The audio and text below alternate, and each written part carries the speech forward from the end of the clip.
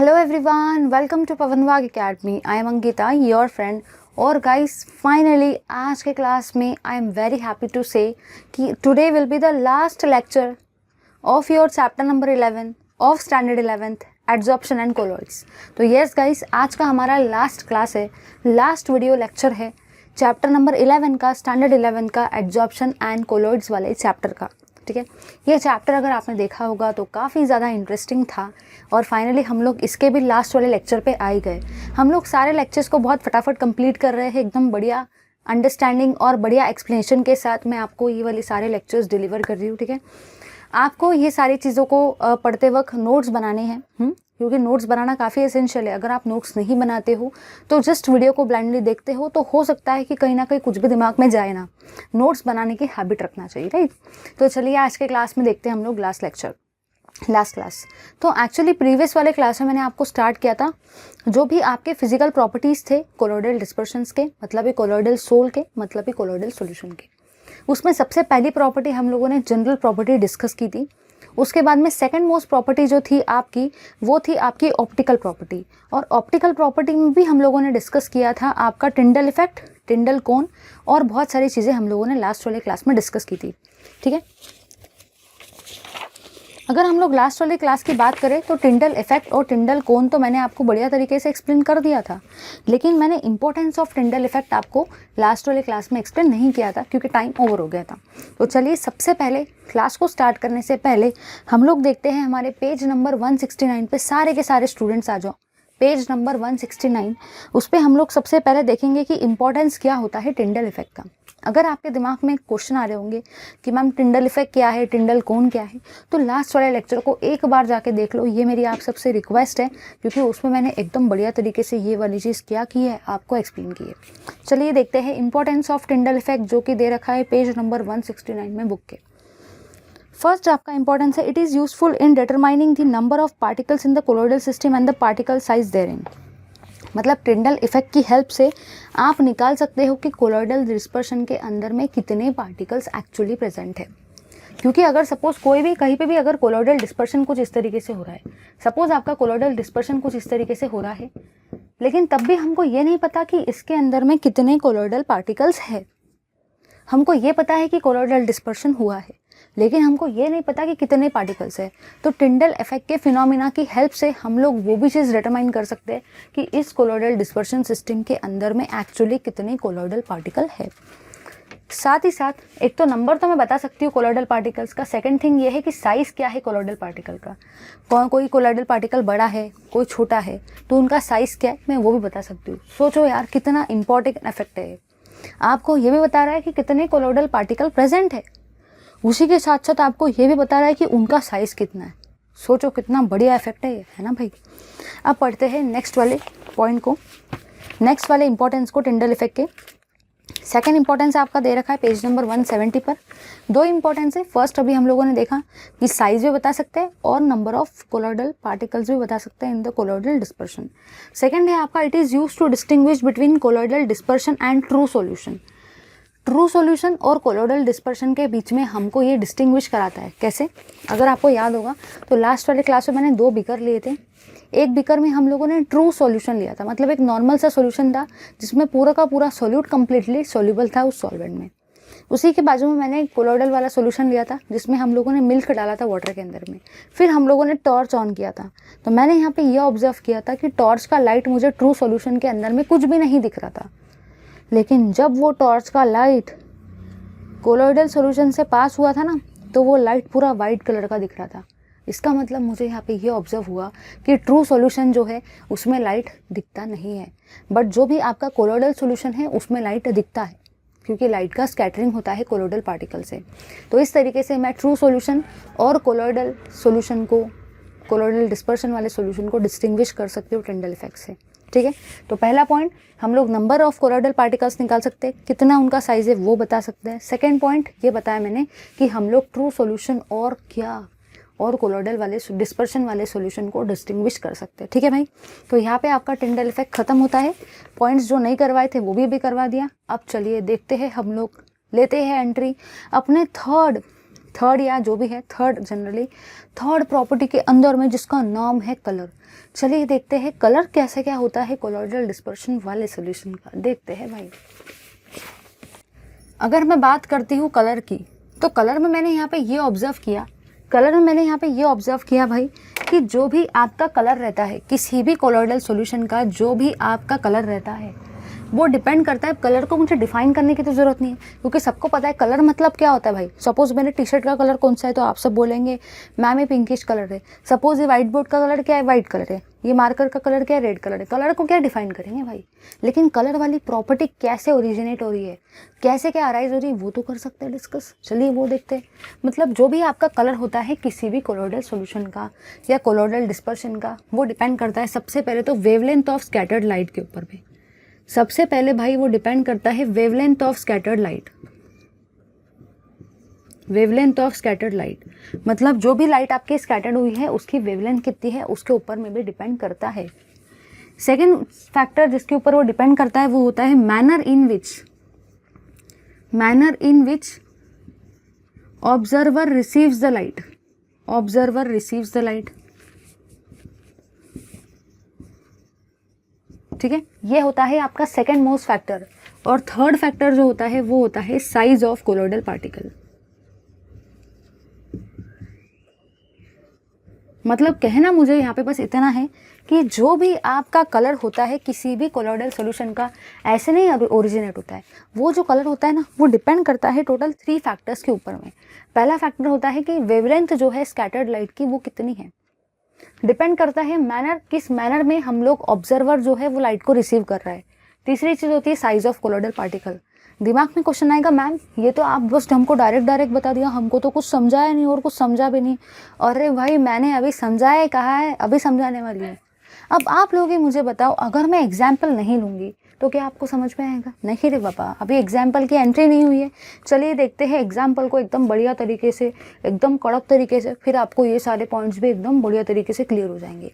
सबसे पहला पॉइंट मुझे यहाँ पे ये कहना है, ठीक है, सबसे पहला पॉइंट गाइस मुझे यहाँ पे ये कहना है कि सपोज अगर मैं मिल्क को लेती हूँ और मैं मिल्क के अंदर डालती हूँ पानी को।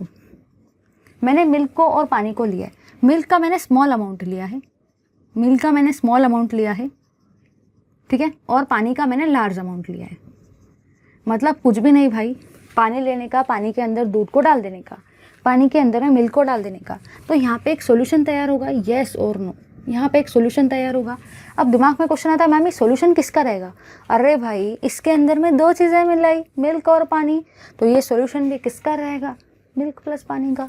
अब मैंने यहाँ पे ये जाना कि जब मैंने, ध्यान देना ज़रा, जब मैंने इस सॉल्यूशन को व्यू किया, when viewed under scattered light, जब मैंने इसको व्यू किया अंडर स्कैटर्ड लाइट, दिमाग में क्वेश्चन आएगा मैम स्कैटर्ड लाइट क्या है, समझा के देती हूँ, थोड़ा सा रुको। सेकंड रहेगा व्हेन व्यूड अंडर, जब हम लोगों ने उसको देखा under disperse light, dispersion, 1 minute, transmitted light, okay.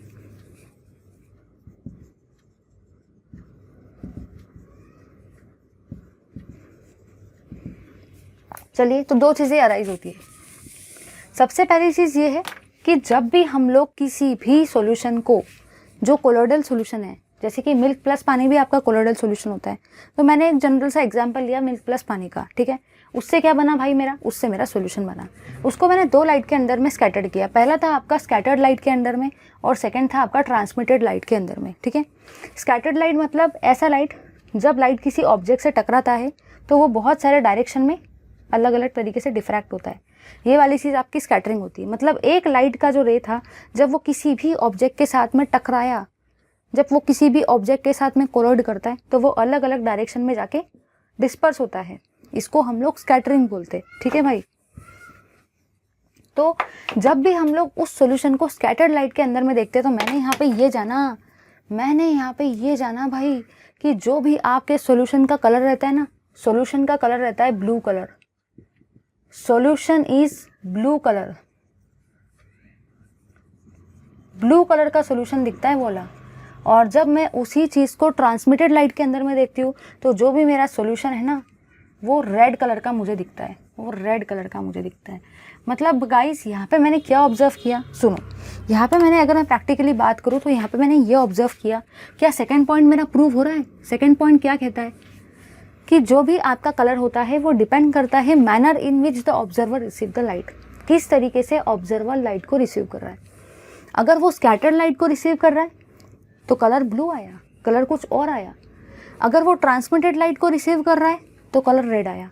मतलब ये पॉइंट क्लियर हो गया ना। पहला पॉइंट तो था वेवलेंथ ऑफ स्कैटर्ड लाइट। सबको पता है भाई कि कलर वेवलेंथ के ऊपर में डिपेंड करता है, इसलिए ये पॉइंट का एक्सप्लेनेशन देने की कोई नीड नहीं है। लेकिन ये पॉइंट का मुझे एक्सप्लेनेशन देना था कि manner in which observer receive the light. इसका कहना ये है कि स्कैटर्ड लाइट आ रही है या ट्रांसमिटेड लाइट आ रही है, मैनर, किस मैनर में वो चेंज हो रहा है। अगर स्कैटर्ड आ रहा है तो कलर कुछ और देखने को मिला, मिल्क सॉल्यूशन का कलर जो कि सफ़ेद होना चाहिए था वो ब्लू कलर देखने को मिला भाई आपको।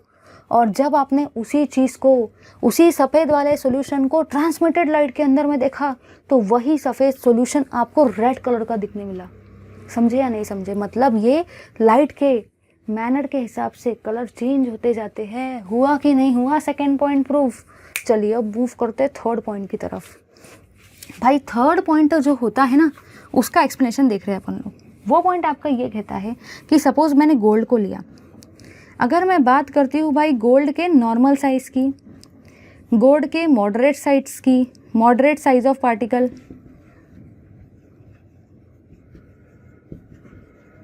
और तीसरी चीज़ हम लोग लेंगे फाइनेस्ट साइज पार्टिकल,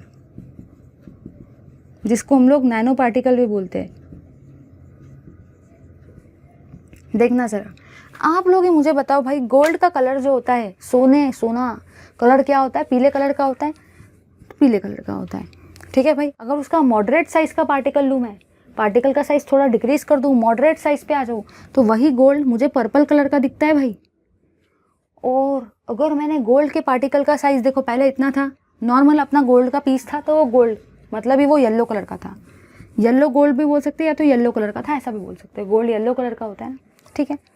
जब उस पार्टिकल के साइज़ को डिक्रीज़ किया तो पर्पल का हो गया। जब उस पार्टिकल के साइज़ को मैंने और डिक्रीज़ किया तो पता है क्या हुआ? ये जो गोल्ड था ना ये रेड कलर का दिखने को मिला, रेड कलर का। मतलब यहाँ पे ऑब्जर्व क्या हुआ भाई? यहाँ पे ऑब्जर्व ये हुआ कि जो भी साइज़ होता है ना कोलॉइडल पार्टिकल का, अगर वो होता है चेंज तो आपका कलर भी क्या होता है? चेंज।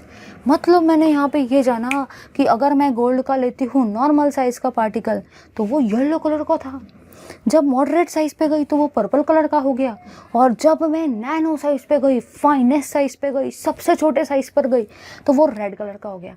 मतलब साइज़ ऑफ कोलॉइडल पार्टिकल के साथ में कलर चेंज होता है। हो गया ना भाई ये वाला पॉइंट भी proof?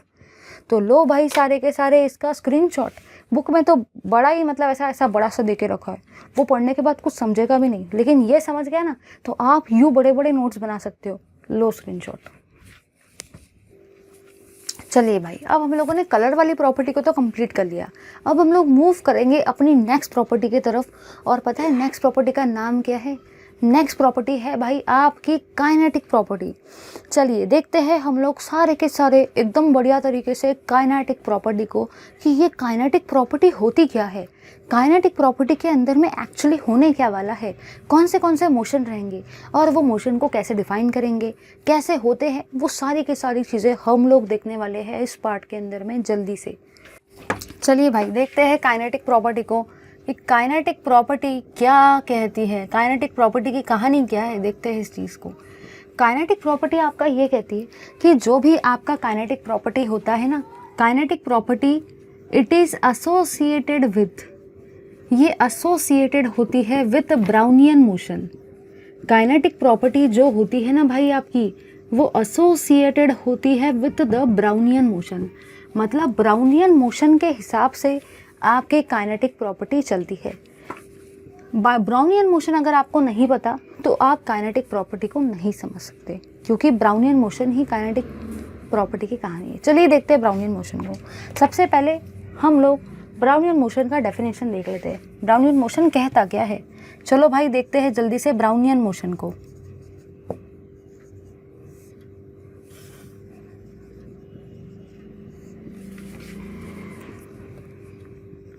The random, zigzag, ceaseless, the random zigzag ceaseless motion of colloidal particle or microscopic particle or disperse phase particle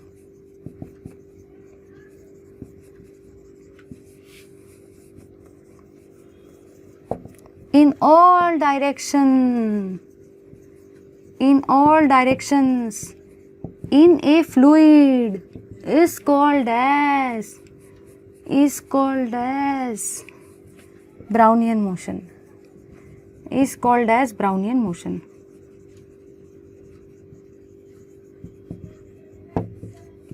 सुनो भाई सुनो, सबसे पहली और सबसे काम की चीज़ जो है वो ये है कि ये डेफिनेशन बुक में एकदम ख़राब तरीके से दे रखी है। पहले उन्होंने आधे वर्ड लिख दिए, फिर बाद में कुछ 2-3 सेंटेंसेस लिखा, फिर कुछ वर्ड लिख दिए। आपको ऐसा नहीं करना है यार, मतलब बराबर तरीके से फ्रेम ही नहीं किया है बुक वालों ने। अगर तुम डेफिनेशन देते हो बुक में तो यार अच्छे से फ्रेम तो करो ताकि आगे वाले को समझे कि वो क्या पढ़ रहा है। तो बस दिमाग में इतनी चीज़ फिट कर लो भाई कि आप लोग इस डेफिनेशन को बिल्कुल इस तरीके से लिखेंगे। मैंने इस डेफिनेशन को बुक में तो बराबर तरीके से नहीं दे रखा था, लेकिन मैंने आपको बहुत बढ़िया तरीके से इस चीज़ को फ्रेम करवा के दिया है। तो नोट्स जब बनाएंगे तो बिल्कुल यही डेफिनेशन को देखेंगे, समझते हैं डेफिनेशन क्या कहता है।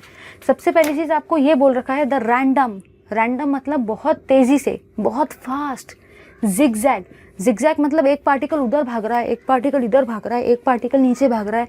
जिगजैग मैनर में वो मोशन हो रहा है, बहुत फास्ट मतलब रैंडम, जिगजैग मैनर में वो हो रहा है। सीजलेस मतलब स्टॉपलेस, मतलब एंडलेस मोशन हो रहा है। ठीक है, तो मैंने क्या बताया, रैंडम मतलब बहुत खतरनाक वाला फास्ट तरीके से हो रहा है। जिगजैग मतलब एक इधर भाग रहा है, एक उधर भाग रहा है, बिल्कुल बस पार्टिकल का कत्थक जैसा मूवमेंट हो रहा है भाई, बस कत्थक जैसा मूवमेंट हो रहा है जिगजैग मैनर में। सीजलेस मतलब एंडलेस मोशन हो रहा है। ठीक है, कोलॉइडल पार्टिकल्स का जिसका एक और नाम है माइक्रोस्कोपिक पार्टिकल, जिसका एक और नाम है डिस्पर्स फेस पार्टिकल। जैसे होता है ना, घर में किसी का नाम कुछ और होता है, उसकी मम्मी उसको कुछ और नाम से बुलाती है कि नहीं बेटा, ए टप्पू वगैरह अलग अलग नाम होते हैं। इन द सेम फैशन वैसे ही कोलॉइडल पार्टिकल के भी अलग अलग नाम है, colloidal particle, microscopic particle, disperse phase particle, ये सारे। अब ये जो पार्टिकल का मूवमेंट हो रहा है ये अलग अलग डायरेक्शन में हो रहा है, जैसे कि मैंने आपको अभी कत्थक करके दिखाया। इन अ फ्लूइड, इसी को हम लोग क्या कहते हैं, ब्राउनियन मोशन। चलिए देखते हैं डायग्रामेटिकली इसी चीज़ को। सपोज मैं ये एक चीज़ ड्रॉ कर रही हूँ, यहाँ पे अलग अलग आपके सारे के सारे पार्टिकल हैं, अलग अलग सारे के सारे पार्टिकल मैंने लिए। ये जो पार्टिकल है ना भाई, ये पार्टिकल के नाम कुछ भी हो सकता है। आप इसको कोलॉइडल पार्टिकल भी बोल सकते हैं, माइक्रोस्कोपिक पार्टिकल भी बोल सकते हैं, डिस्पर्स फेस पार्टिकल भी बोल सकते हैं। ठीक है, आपने यहाँ पे ये देखा कि सपोज एक पार्टिकल इधर की तरफ जा रहा है, एक इधर की तरफ जा रहा है, एक इसके साथ टकरा रहा है, कुछ इसके साथ टकरा रहा है, ये इधर जा रहा है, ये इधर जा रहा है। मतलब आपने क्या देखा भाई, आपने कुछ देखा क्या, आपने कुछ देखा क्या? हाँ भाई मैंने कुछ देखा, मैंने यहाँ पे ये देखा कि पार्टिकल जो है बहुत फास्ट मूव हो रहे, बहुत रैंडमली मूव हो रहे, कोई इधर भाग रहा, कोई उधर भाग रहा। ठीक है, उसके बाद में जिगजैग मैनर में हो रहे। जिगजैग मतलब एक इधर है एक ऐसा है, जिगजैग फॉर्म में आपको कुछ ऐसा देखने को मिल रहा है। सीजलेस मतलब एंडलेस मोशन है। ठीक है, पार्टिकल्स का अलग अलग डायरेक्शन में फ्लूइड के अंदर में, इसी चीज़ को हम लोग क्या बोलते हैं, ये है भाई आपका ब्राउनियन मोशन। जब आप पेपर में किसी भी डायग्राम को लिखते हो, चाहे कोई भी स्टैंडर्ड हो, तो वहाँ पे ऐसा लिखने का अच्छे से बढ़िया तरीके से, रिप्रेजेंटेशन ऑफ ब्राउनियन मोशन। जैसे कि आप मुझे बताओ कोई स्वीट बनाते हो, सपोज आपने गुलाब जामुन बना लिए, स्वीट बना लिए ना, पानी आ रहा होगा मुंह में, गुलाब जामुन बनाए भाई, मेरे मुंह में तो बहुत पानी आ गया, आपके मुंह में मुझे नहीं पता। रसगुल्ले बना लिए, सपोज कुछ भी बना लिया हो, अब उसको आप डेकोरेट करते हो ना भाई, कि ऐसे ही खा लेते हैं गुलाब जामुन बनते से, डेकोरेट करते हैं ना, ऊपर बादाम डालते हैं, काजू डालते हैं, अलग अलग पीसेस डालते हैं, पिस्ता डालते हैं, उसको डेकोरेट करते हो, है कि नहीं? बिल्कुल इसी तरीके से जब आप किसी भी डायग्राम को लिखते हो तो डायग्राम ऐसा नहीं कि ये ब्राउनियन मोशन है, अच्छा लिखो ना भाई, थोड़ा सा क्या जाता है, रिप्रेजेंटेशन ऑफ ब्राउनियन मोशन, इसकी भी थोड़ी सी क्या करने का, डेकोरेशन करवाने का। समझे या नहीं समझे? लो सारे के सारे इसका स्क्रीनशॉट। चलो अब दिमाग में क्वेश्चन आता है कि मैम हमको एकदम क्लासिक एकदम कड़क तरीके से ब्राउनियन मोशन तो बढ़िया तरीके से समझ में आ गया, आपने हमको ये नहीं बताया ये ब्राउनियन मोशन क्यों होता है। इसके कुछ ना कुछ तो रीज़न होंगे ना, इसके कुछ ना कुछ कॉजेज़ होंगे ना जिसके वजह से ब्राउनियन मोशन होता है। तो चलिए भाई देखते हैं हम लोग कि कौन से कॉजेज़ रिस्पॉन्सिबल होते हैं ब्राउनियन मोशन के लिए।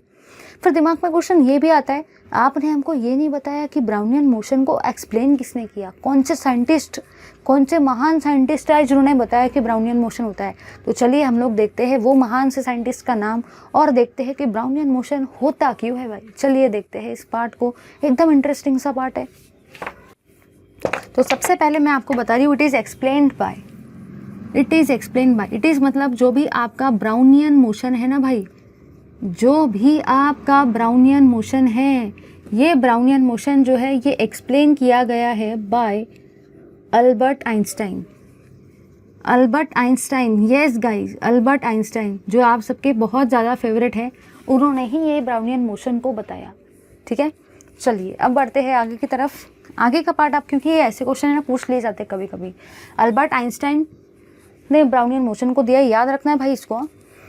सिर्फ आप लोगों को बस इतना याद रखता है कि E=mc² ये आइंस्टाइन का इक्वेशन है, बट ये मत भूलो आइंस्टाइन और भी बहुत अच्छे काम करके गए। ठीक है, आगे बढ़ते। आगे का पार्ट आपका ये है कि भाई कॉज कौन से मतलब किस वजह से ब्राउनियन मोशन हो रहा है। दिमाग में क्वेश्चन आता है ना, कोई भी चीज़ दुनिया में होती है तो उसकी कुछ ना कुछ वजह होती है, कुछ ना कुछ रीज़न होता है कि वो चीज़ हो रही है। तो ब्राउनियन मोशन के कौन से रीज़न हैं जिनके वजह से आपका ब्राउनियन मोशन होता है। चलिए देखते हैं ब्राउनियन मोशन को। सबसे पहली चीज़, ब्राउनियन मोशन जो होता है वो होता है कोलिजन, कांस्टेंट कोलिजन जो होता है ना, constant collision of dispersed phase particle, constant collision of dispersed phase particle with the dispersion medium. Disperse phase particle का डिस्पर्शन मीडियम के साथ में कांस्टेंट कोलिजन होता है, जिसके वजह से पहला रीज़न है ब्राउनियन मोशन होता है। अब दिमाग में क्वेश्चन आता है मैम डिस्पर्स फेस पार्टिकल क्या है और डिस्पर्शन मीडियम क्या है। अरे भाई देखो, ये जो पार्टिकल है ना, ये सारे के सारे पार्टिकल आपके कोलॉइडल पार्टिकल है। इनका पहला नाम इनका ये है कि आप इनको कोलॉइडल पार्टिकल भी बोल सकते हो। इनका सेकंड नाम है, आप इनको डिस्पर्स फेस पार्टिकल भी बोल सकते हो। इनका थर्ड नाम है, आप इनको माइक्रोस्कोपिक पार्टिकल भी बोल सकते हो। अब डिस्पर्शन मीडियम क्या है? अरे भाई ये जो मीडियम है जिसके अंदर में आपका फ्लूइड प्रेजेंट है, ये जो मीडियम है जिसके अंदर में आपका फ्लूइड प्रेजेंट है, ये आपका क्या है भाई? ये है आपका डिस्पर्शन मीडियम। ये क्या है भाई? Dispersion medium. मतलब ये जो पार्टिकल है ये डिस्पर्स फेस पार्टिकल है, और ये जो मीडियम है जिसके अंदर में वो घूम रहे हैं, जिसके अंदर में ये जो फ्लूइड दे रखा है आपको, फ्लूइड मतलब कोई भी एक लिक्विड, वो आपका क्या है? Dispersion medium. तो यहाँ पे मुझे ये समझ में आया कि ब्राउनियन मोशन इसके वजह से हो रहा है क्योंकि जो भी आपके कोलॉइडल पार्टिकल है, मतलब जो भी आपके डिस्पर्स फेस के पार्टिकल है, वो डिस्पर्शन मीडियम के साथ, मतलब वो फ्लूइड के साथ में कांस्टेंट कोलिजन कर रहे थे, कॉन्स्टेंटली टकरा रहे थे, जिसके वजह से आपका ब्राउनियन मोशन हो रहा था। ये था आपका फर्स्ट पॉइंट। चलिए देखते हैं सेकंड पॉइंट को। सेकंड पॉइंट आपका ये कहता है भाई, सेकंड पॉइंट आपका ये कहता है कि जो भी आपके डिस्पर्स फेस के पार्टिकल है, जो भी आपके डिस्पर्स फेस के पार्टिकल है ना भाई, वो गेन करते हैं। किसको गेन करेंगे? मेरे को गेन नहीं करते रे बाबा, काइनेटिक एनर्जी को गेन करते हैं, काइनेटिक एनर्जी को from dispersion medium, from dispersion medium. ठीक है भाई, चलो समझते हैं दोनों पॉइंट को। पहला पॉइंट ये है कि अब दिमाग में क्वेश्चन आता है मैम दो ही पॉइंट है कि हाँ भाई बस ये दो ही कॉजेस है जिनके वजह से ब्राउनियन मोशन होता है। पहला ये है कि कॉन्स्टेंटली कोलिजन हो रहा है डिस्पर्स फेस के पार्टिकल का फ्लूइड के साथ में, मतलब डिस्पर्शन मीडियम के साथ में। सेकेंड आपका रीज़न ये है कि जो भी डिस्पर्स फेस पार्टिकल है, सोचो भाई सोचो, जब ये डिस्पर्स फेस पार्टिकल आपका इस डिस्पर्शन मीडियम के साथ में टकराया, ठीक है, तो क्या हुआ? टकराने के बाद इसने अपनी एनर्जी इसको दी। समझ में आया ना? मतलब ये क्या हुआ कि जो भी आपके डिस्पर्स फेस के पार्टिकल थे, उन्होंने काइनेटिक एनर्जी को गेन किया, उन्होंने काइनेटिक एनर्जी को ले लिया। कहाँ से लिया भाई? डिस्पर्शन मीडियम से लिया। कहाँ से लिया भाई? फ्लूइड से लिया। मतलब मैंने यहाँ पे ये जाना कि कॉन्स्टेंटली कोलिजन हो रहा है डिस्पर्स फेस पार्टिकल का डिस्पर्शन मीडियम के साथ में। सेकेंड पॉइंट मैंने ये बताया, कॉन्स्टेंटली कोलिजन तो हो रहा है, लेकिन जो भी आपके डिस्पर्स फेस के पार्टिकल है वो एनर्जी को ले रहे हैं। कहाँ से ले रहे हैं? डिस्पर्शन मीडियम से। डिस्पर्शन मीडियम अपनी काइनेटिक एनर्जी दे रहा है। किसको दे रहा है भाई? डिस्पर्स फेस पार्टिकल को। आप लोग ही सोचो, सपोज ये डिस्पर्स फेस पार्टिकल है, डिस्पर्शन मीडियम में खूब टकरा रहे एक दूसरे के साथ में, खूब टकरा रहे, कांस्टेंट कोलिजन हो रहा है। ये पहला पॉइंट। सेकंड पॉइंट ये है, आप लोग ही मुझे बताओ, जब एक चीज़ किसी के साथ में टकराती है तो ये अपनी एनर्जी इसको देता है। सपोज मेरा सर किसी के साथ टकराया तो मेरी एनर्जी कुछ ना कुछ उस आगे वाले पर्सन के अंदर जाएगी। जब ये इसके साथ टकराया, इसने अपनी इसको कुछ एनर्जी दी। जब ये इसके साथ टकराया तो इसने अपनी कुछ काइनेटिक एनर्जी इसको दी। समझे या नहीं समझे? ये दोनों रीजन रिस्पॉन्सिबल होते हैं ब्राउनियन मोशन के लिए। तो यहाँ पे आपका ये वाला पार्ट होता है ख़त्म, काइनेटिक एनर्जी वाला पार्ट ख़त्म। इसीलिए देखो यहाँ पे काइनेटिक एनर्जी का ट्रांसफर हो रहा है भाई, काइनेटिक एनर्जी का। इसीलिए प्रॉपर्टी का नाम भी क्या था? Kinetic property. Low of screenshot. चलिए भाई, हम लोगों ने अब काइनेटिक प्रॉपर्टी को तो देख ली, जिसके अंदर में ब्राउनियन मोशन भी देखा। अब हम लोग मूव करने वाले हैं अपनी नेक्स्ट प्रॉपर्टी की तरफ, जिसका नाम है इलेक्ट्रिकल प्रॉपर्टीज़। चलिए देखते हैं हम लोग सारे के सारे इलेक्ट्रिकल प्रॉपर्टीज़ को। किसकी? अरे भाई, कोलोइडल पार्टिकल्स की। चलिए देखते हैं। चलिए भाई, देखते हैं इलेक्ट्रिकल प्रॉपर्टीज़ को कि इलेक्ट्रिकल प्रॉपर्टीज़ क्या बोलती है। इलेक्ट्रिकल प्रॉपर्टीज़ में आपको 3 चीज़ें याद रखना है। इलेक्ट्रिकल प्रॉपर्टी जो है ना, इसके अंदर में 3 सब पार्ट आते हैं, जो अभी हमको एक एक करके डिस्कस करने हैं। ठीक है भाई। जो पहला सब पार्ट होता है वो होता है आपका charge on colloidal particle. Charge on colloidal particle आपका पहला पार्ट होता है इलेक्ट्रिकल प्रॉपर्टीज़ का। सेकंड पार्ट होता है भाई आपका इलेक्ट्रोफोरेसिस। अब दिमाग में क्वेश्चन आता है, मैम कि आप तो उनको पढ़ा ही नहीं रहे, बस इनके नाम बता रहे हो। अरे भाई, पिक्चर अभी आने की है, ये सब एक्सप्लेन करवा के देने वाली हूँ। तीसरी प्रॉपर्टी आपकी होती है भाई इलेक्ट्रोऑस्मोसिस। ठीक है, तो बस आपको याद रखना है 3 चीज़ें। आपकी टोटल 3 टाइप की इलेक्ट्रिकल प्रॉपर्टी होती है। पहली होती है charge on colloidal particle, second होती है आपकी इलेक्ट्रोफोरेसिस, और थर्ड होती है क्या? इलेक्ट्रोऑस्मोसिस। ये तीनों चीज़ें हमको कवर करना है। ये तीनों के तीनों पार्ट आपके electrical properties of colloidal particle के अंदर में आते हैं। तो सारे के सारे, सबसे पहले अगर इसका स्क्रीनशॉट लेना है तो ले लो, फिर अपन लोग देखते हैं एक एक प्रॉपर्टी को बढ़िया तरीके से। चलिए भाई, जैसे कि मैंने आपको अभी बताया कि इलेक्ट्रिकल प्रॉपर्टी के टोटल 3 पार्ट्स होते हैं।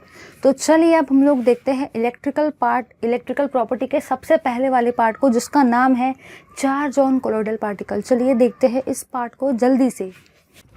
चलिए भाई, देखते हैं हम लोग जल्दी से फटाफट से चार्ज ऑन कोलोइडल पार्टिकल को। चार्ज ऑन कोलोइडल पार्टिकल, सुनो भाई सुनो। सबसे पहली चीज़ जो आपकी है, जो आपको यहाँ पे ध्यान रखनी है, वो यहाँ पे ये है कि ये जो प्रॉपर्टी है ये भी इलेक्ट्रिकल प्रॉपर्टी के अंदर का फर्स्ट पार्ट है। ठीक है। अब जो भी आपका चार्ज होता है ना भाई, जो भी आपका चार्ज होता है, charge on the colloidal particle, colloidal particle के ऊपर में जो भी आपका चार्ज होता है वो 2 टाइप के हो सकते हैं। पहला चार्ज आपका हो सकता है भाई पॉजिटिव चार्ज, सेकंड हो सकता है भाई आपका नेगेटिव चार्ज। अब जाहिर सी बात है कि कोई भी चीज़ के ऊपर में अब दुनिया में चार्ज तो भाई 2 टाइप के, एक है प्लस, दूसरा क्या है? माइनस। तो एक रहेगा आपका पॉजिटिव चार्ज, एक रहेगा आपका नेगेटिव चार्ज। ये 2 टाइप के चार्ज आपके कोलोइडल पार्टिकल के ऊपर आते हैं। अब दिमाग में क्वेश्चन आता है कि मैम ये पॉजिटिव सोल क्या है, नेगेटिव सोल क्या है? ठीक है भाई, पॉजिटिव सोल का मतलब ये है कि जब भी आपके पॉजिटिवली चार्ज कोलोइडल पार्टिकल रहते हैं, जब भी आपके पॉजिटिवली चार्ज कोलोइडल पार्टिकल रहते हैं ना, पॉजिटिवली चार्ज कोलोइडल पार्टिकल, तो ऐसे सोल को हम लोग कहते हैं पॉजिटिवली चार्ज पोल, और हम लोग उसको ऐसा बोल सकते हैं पॉजिटिव सोल। ठीक है, positively charge sol, positively charge sol. समझा के देती हूँ मैं एग्जाम्पल के साथ, थोड़ा सा वेट करो। यहाँ पे ऐसे सोल को हम लोग बोलते हैं नेगेटिवली चार्ज सोल।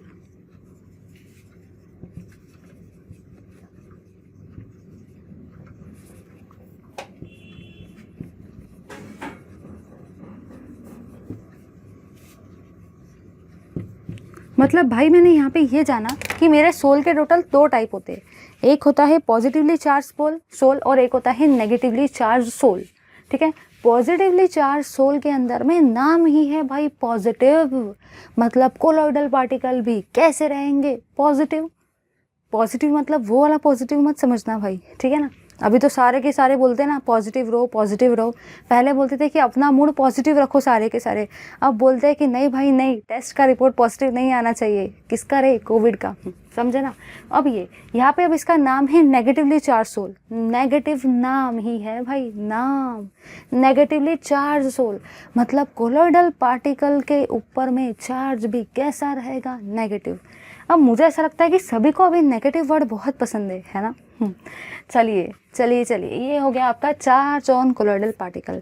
अब मूव करते हैं अपने नेक्स्ट इलेक्ट्रिकल प्रॉपर्टी के ऊपर में, जिसका नाम है इलेक्ट्रोफोरेसिस। चलिए देखते हैं उस पार्ट को।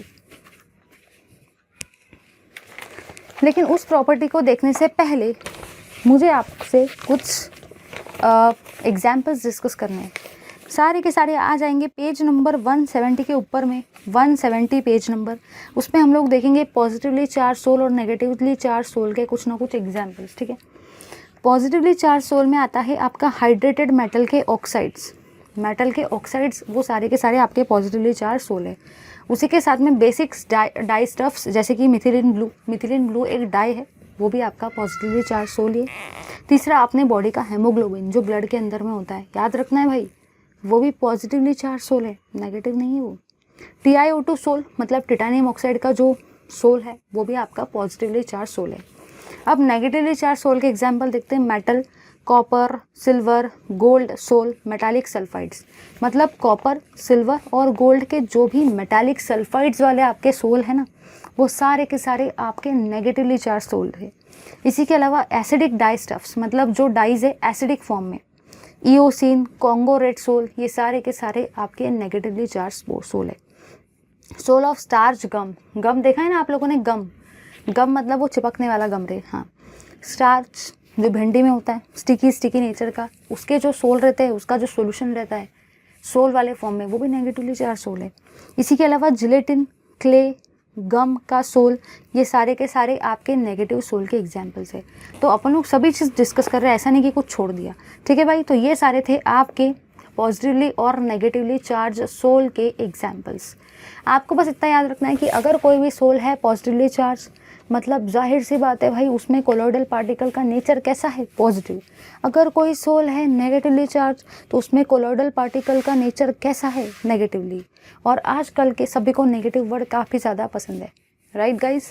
चलिए मूव करते हैं नेक्स्ट प्रॉपर्टी की तरफ। चलिए भाई, अब हम लोग देखते हैं किसको? इलेक्ट्रोफोरेसिस को, एकदम बढ़िया तरीके से। नेक्स्ट प्रॉपर्टी है आपकी electrophoresis.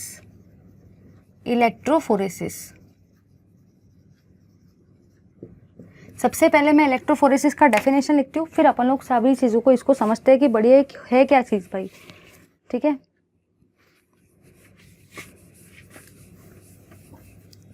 The movement of colloidal particle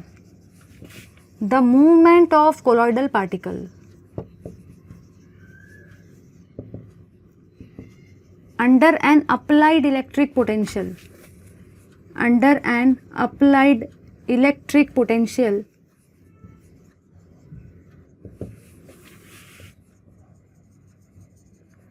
is called as electrophoresis। चलिए भाई समझते हैं इलेक्ट्रोफोरेसिस क्या होता है। डेफिनेशन के हिसाब से तो मुझे इतना समझ में आया कि जब भी कोलॉइडल पार्टिकल का मूवमेंट होता है, जब मैं इलेक्ट्रिक पोटेंशियल को अप्लाई करती हूँ, ठीक है भाई, तो इस फिनोमिना को हम लोग इलेक्ट्रोफोरेसिस बोलते हैं। याद रखने का भाई, याद रखने का। इलेक्ट्रो का मतलब होता है इलेक्ट्रिकल पोटेंशियल, ठीक है। इलेक्ट्रो का मतलब होता है भाई आपका इलेक्ट्रिक पोटेंशियल, ठीक है। और फोरेसिस का मूवमेंट मतलब होता है मूवमेंट ऑफ चार्ज पार्टिकल, ठीक है। तो कुछ लोगों को ऐसा लगता है कि भाई मुझे क्या बोलते ये सारे डेफिनेशंस को रट्टा मारना पड़ेगा, तो नहीं भाई, बिल्कुल भी आपको डेफिनेशन को रट्टा मारने की ज़रूरत नहीं है। क्यों? क्योंकि नाम ही है इलेक्ट्रोफोरेसिस, जैसे नाम वैसे काम, नाम में ही आ रहा है भाई इलेक्ट्रो। इलेक्ट्रो का मतलब होता क्या है? इलेक्ट्रिक पोटेंशियल होता है। फोरेसिस का मतलब मूवमेंट ऑफ पार्टिकल होता है, मूवमेंट ऑफ आयन होता है। मतलब मैंने यहाँ पे ये जाना कि जब भी मेरा मूवमेंट होता है चार्ज पार्टिकल का, जब भी मेरा मूवमेंट होता है कोलॉइडल पार्टिकल का अंडर द इलेक्ट्रिक पोटेंशियल, तो उसी का नाम क्या रहेगा? इलेक्ट्रोफोरेसिस। चलिए, दिमाग में क्वेश्चन आता है कि मैम ये तो थेरी हुआ भाई, आपने तो हमको थेरोटिकल डेफिनेशन समझाई, हमको ज़रा डायग्रामेटिकली भी समझाओ कि एक्चुअली ये होता कैसे। तो चलिए भाई करते हैं सभी की विश पूरी, देखते हैं इसी चीज़ को डायग्रामेटिकली एकदम बढ़िया तरीके से। अब मेरे को यहाँ पे अगर कंसिडर करना है तो सबसे पहले मैं एक U shape glass tube consider करूँगी भाई। यू शेप ग्लास ट्यूब मैंने कंसिडर किया है, यू शेप ग्लास ट्यूब, ठीक है। इस यू शेप ग्लास ट्यूब में मैंने क्या लगाया? मैंने यहाँ पे रिजर्वॉयर को लगाया। ये थोड़ा सा फ्रेमवर्क है भाई, ये मैंने भी डिज़ाइन नहीं किया। अब जैसा जिसने डिज़ाइन किया अपन को तो वैसा समझाने का है ना, मैंने थोड़ी डिज़ाइन किया इसको, ठीक है भाई। ये है आपका रिजर्वॉयर। इस रिजर्वॉयर को मैं यहाँ पे कुछ ना कुछ स्टॉप कॉक से कनेक्ट कर रही हूँ। यहाँ पे कुछ ना कुछ मैंने स्टॉप कॉक लगाई है, ये है आपकी स्टॉप कॉक, ठीक है भाई। यहाँ पे मैंने एक चीज़ को कंसिडर किया है, एक इलेक्ट्रोड हमने यहाँ पे लिया है, एक इलेक्ट्रोड हमने यहाँ पे लिया है। ये है भाई आपका पहला इलेक्ट्रोड, ठीक है। ये है भाई आपका सेकेंड इलेक्ट्रोड, सेकेंड इलेक्ट्रोड है ये वाला आपका, ठीक है। ये है आपका एनोड, इसको मैंने एनोड लिया है भाई, ये एनोड है, एनोड। और इसी एनोड के ऊपर में चार्ज है नेगेटिव, ठीक है। अब ये जो है ना, अगर एक है एनोड तो दूसरा कौन सा रहेगा? कैथोड। तो इसके ऊपर चार्ज है पॉजिटिव, ठीक है। इतना समझे या नहीं समझे भाई? यस, सभी को समझ गया इतना। आगे बढ़ते हम लोग।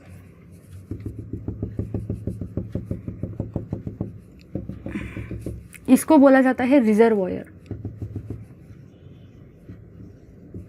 ठीक है। चलो समझते हैं इस चीज को कि यहाँ पे एक्चुअली होने क्या वाला है।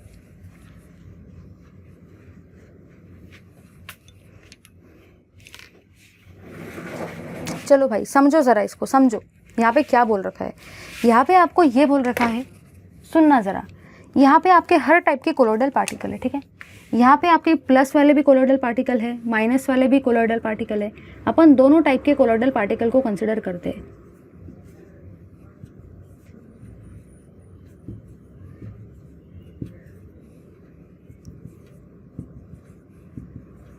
तो देखना ज़रा, ध्यान देना। यहाँ पे आप लोगों ने ये जाना, यहाँ पे आप लोगों ने भाई ये जाना कि ये सारे के सारे आपके कोलॉइडल पार्टिकल है। प्लस और माइनस वाले जो है ना, ये आपके कोलॉइडल पार्टिकल है, जिसी को हम लोग चार्ज पार्टिकल भी बोल सकते हैं क्योंकि इनके ऊपर में चार्ज है, ठीक है। अब आप लोग ही मुझे बताओ भाई, आप लोग ही मुझे बताओ, ये है कैथोड, ये है एनोड। जब मैंने इलेक्ट्रिक करंट को ऑन कर दिया, इन शॉर्ट जब मैंने इलेक्ट्रिक पोटेंशियल को अप्लाई कर दिया, मतलब ये चालू हो जाएगा, है ना। तो यहाँ पे मैंने ये जाना, इस कोलॉइडल सॉल्यूशन के अंदर में बहुत सारे कोलॉइडल पार्टिकल्स है, ठीक है। इस कोलॉइडल सॉल्यूशन के अंदर में बहुत सारे कोलॉइडल पार्टिकल्स है। कोलॉइडल पार्टिकल के ऊपर में अलग अलग चार्ज है, इसीलिए मैंने इसको बोला है charge colloidal particle, charge colloidal particle. जब मैंने इलेक्ट्रिक करंट को किया ऑन, इसी का मतलब जब मैंने इलेक्ट्रिक पोटेंशियल को किया अप्लाई, मैंने यहाँ पे ये जाना कि जब इस एनोड के ऊपर में नेगेटिव चार्ज है। अब आप लोग ही मुझे बताओ भाई, आप लोग ही बताना मुझे, जो प्लस चार्ज होता है वो हमेशा लव करता है, किसको लव करता है? माइनस वाले चार्ज को, है कि नहीं? अपोजिट होता है ना भाई, अपोजिट वाला सिस्टम रन करता है यहाँ पे। आप लोगों को भी पता है, मुझे भी पता है। अगर मैं लेती हूँ नेगेटिव चार्ज किसको लव करेगा? पॉजिटिव चार्ज को। मतलब हर तरफ अपना अपोजिट वाला सिस्टम चलता है, आपको भी ये चीज़ पता है, ठीक है। मतलब प्लस चार्ज लव करता है माइनस चार्ज को, माइनस चार्ज लव करता है प्लस चार्ज को, यही तो है आपका अपोजिट वाला सिस्टम। अब इसके ऊपर में चार्ज है नेगेटिव, मतलब इसके पास सारे के सारे कौन जाके चिपकेंगे भाई? इसके ऊपर चार्ज है नेगेटिव, नेगेटिव को कौन लव करता है? पॉजिटिव लव करता है। मतलब सारे के सारे पॉजिटिव चार्ज, सारे के सारे पॉजिटिव चार्ज किसके पास जाएंगे? नेगेटिव वाले के पास, क्योंकि प्लस वाला चार्ज, प्लस क्या करता है? लव करता है भाई माइनस को, प्लस लव्स माइनस। तो सारे के सारे पॉजिटिव वाले चार्ज जाएंगे नेगेटिव वाले के पास, और यहाँ पे क्या होगा, यहाँ पे इसके ऊपर चार्ज है प्लस, मतलब सारे के सारे नेगेटिव चार्ज, सारे के सारे नेगेटिव चार्ज वाले कोलॉइडल पार्टिकल्स किसके पास जाएंगे, पॉजिटिव चार्ज के पास। तो इन शॉर्ट मैंने ये जाना कि प्लस लव करता है माइनस को, अपोजिट को, माइनस लव करता है प्लस को। समझे या नहीं समझे, अपोजिट होता है भाई, अपोजिट बताए ना, ठीक है।